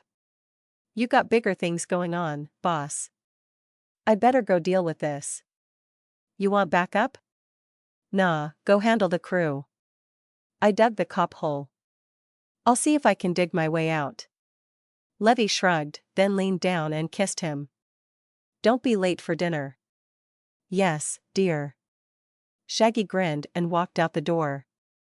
A shiver went down his spine as he passed through the invisibility spell surrounding the apartment complex. Zelthub was raising the megaphone to his lips when he spotted Shaggy and angrily marched forward. Shaggy spotted little plumes of fire shooting from the demon cop's nostrils. Once Zelthub was in front of Shaggy, the demon just stared down at the shorter man. Shaggy merely grinned and waited. Soon enough, Zelthub snorted again before moving off to the side. Shaggy got his first glimpse of the street and was surprised to find it somewhat barren. The civilian cop cars and plainclothes police that had filled it a few days prior were gone. Zelthub was out here alone. Shaggy raised an eyebrow and followed Zelthub. Once they were around the side of the apartment, Zelthub spun and slammed a fist into Shaggy's stomach. Not expecting it, Shaggy felt his bottom ribs break as all the air rushed out of his lungs. Somehow, he kept his feet and jumped back, coughing. His hands shifted, and he raised them up, ready to defend himself. But Zelthub didn't move after the first hit. Shaggy grunted as his bones slowly healed, and he tried to suck in more air as he glared at the demon cop. Zelthub glared back. "You're a real tough pain in my ass, you know that?" "Cough, I aim to please." Shaggy choked. Zelthub cracked his large red knuckles and grunted. "Okay, smart guy, here's how this shit's going to work. You and yours are going to submit to constant surveillance, you are going to allow a police liaison inside the building, you will cease any and all operations that include the damn children in the building, and finally, you all are going to adhere to police procedures from now on." Why do you think this is a negotiation? Because if it wasn't, you would have brought more guys. Zelthub breathed out another plume of smoke before he snarled. I don't need them to take your ass down. Zelthub charged with both hands out, looking to grab Shaggy. Shaggy dropped and sprung forward, raking his claws through the large demon's thigh. But Zelthub didn't slow down. He pivoted and made another grab as Shaggy came up with his claws. A large red hand slammed into Shaggy's shoulder as he sliced upward with his claws. Zelthub jerked backwards to avoid getting hit in the face as Shaggy staggered from the force of Zelthub's punch. Shaggy quickly assessed the damage he had done. Zelthub was bleeding from his left thigh, and Shaggy's claws had sliced a small gouge in the demon's belly. But Zelthub seemed unbothered as he ripped his tattered shirt off. Shaggy gulped at the massive muscles that was the demon before he had to dodge again. Zelthub kicked out expertly, but Shaggy ducked to the side and tried for another running swipe. But the demon was expecting it. His large arm lashed out across Shaggy's chest and gripped the opposite shoulder. Shaggy felt himself get jerked backwards as he was bent over and across the demon's knee. He slammed into the ground with Zelthub's knee on his chest. The cop was trying to get Shaggy to roll over onto his stomach, and Shaggy was sure he heard the clink of metal. Thinking quickly, Shaggy tried for a half shift. His arms slimmed down and his hand elongated with sharp black claws. The transformation was enough for Shaggy to slip his arms free and stand. Once he was on his feet, he switched the partial transformation to his legs and did a dropkick into the stunned Zelthub's chest. He felt his clawed feet rip into the demon's bare chest, and he quickly gripped with his toes and kicked off. Zelthub went flying, slamming into the brick apartment building and leaving a dent in the brickwork. Once Zelthub was out of the wall, the cop checked the structural integrity of it. Once he was done, he turned back to Shaggy and exhaled. More flames jetted out from his nostrils, and Shaggy was sure the cop was going to charge again. But instead, the demon sat in the alleyway, back to the apartment building. Shaggy stayed poised, ready for any trick. But Zelthub just sighed and stared up into the afternoon sun. Shaggy said nothing, he just waited. You were going to be my ticket to another precinct. Once we had the glow situation under control, I could put in for a transfer. I could go anywhere if I took care of the glow problem. But now, I'm being investigated for helping a criminal. Not only that, but I even gave you police equipment. Which looks even worse. Zelthub laughed dryly before he continued. What do you think is going to happen to you once they are done with me? The precinct may not have a lot, but they'll come at you with everything they have. Pfft. With the glow situation and the wild bunch probably everywhere right now? They are really going to worry about little ol' me? Zelthub raised an eyebrow at Shaggy, but eventually, the demon shook his head and stood. Sure, it might take them a while. But once they get to you, you'll wish they hadn't. Shaggy waved a hand. Bah. That's my constant state recently. I got you, the bunch, and a few other assholes all gunning for me. But as you've seen, I can take a hit. Zelthub glared at Shaggy and walked off. Shaggy tried to decide if he should let the demon cop just walk away. Zelthub was in a low place right now. There would be no better time to rope the cop over a little more. But for all Shaggy knew, this was all a ploy to get Zelthub closer to Shaggy's people and operation. Grimacing for a few seconds, Shaggy decided and called out. Hey! I can still take those dealers for you. Zelthub kept walking and Shaggy waited for his words to register. But the demon never even glanced back. The cop was well and truly beaten. He also apparently wanted nothing more to do with Shaggy. Once he had turned the corner around the parking garage, Shaggy sighed and let the matter drop. He really wanted an inside man with the cops, but it seemed he lacked the finesse to cultivate such a relationship. But for now, it looked like the cops were going to be shifting focus to them. He was trying to think of a way to explain it to his pack and Levy when his wife's voice filled the air. So is it time for Plan B? Shaggy glanced around, trying to find the voice. Eventually, his eyes climbed the apartment building to the 4th floor. The windows facing the alley were open and his wife and crew were staring down at him expectantly. Shaggy gave an awkward wave before he nodded. "Yeah, you all should know what to do. Get to work." Shaggy sighed and climbed the stairs up toward the 4th floor. Some of his plans weren't working. But that was the fun in any game, when you failed. But truly, he had lost little. Just a possibility. He would try to get someone else on the police force later. But for now, he had his own criminal empire to stake out and a supervillain to kill. All with his pack and wife by his side.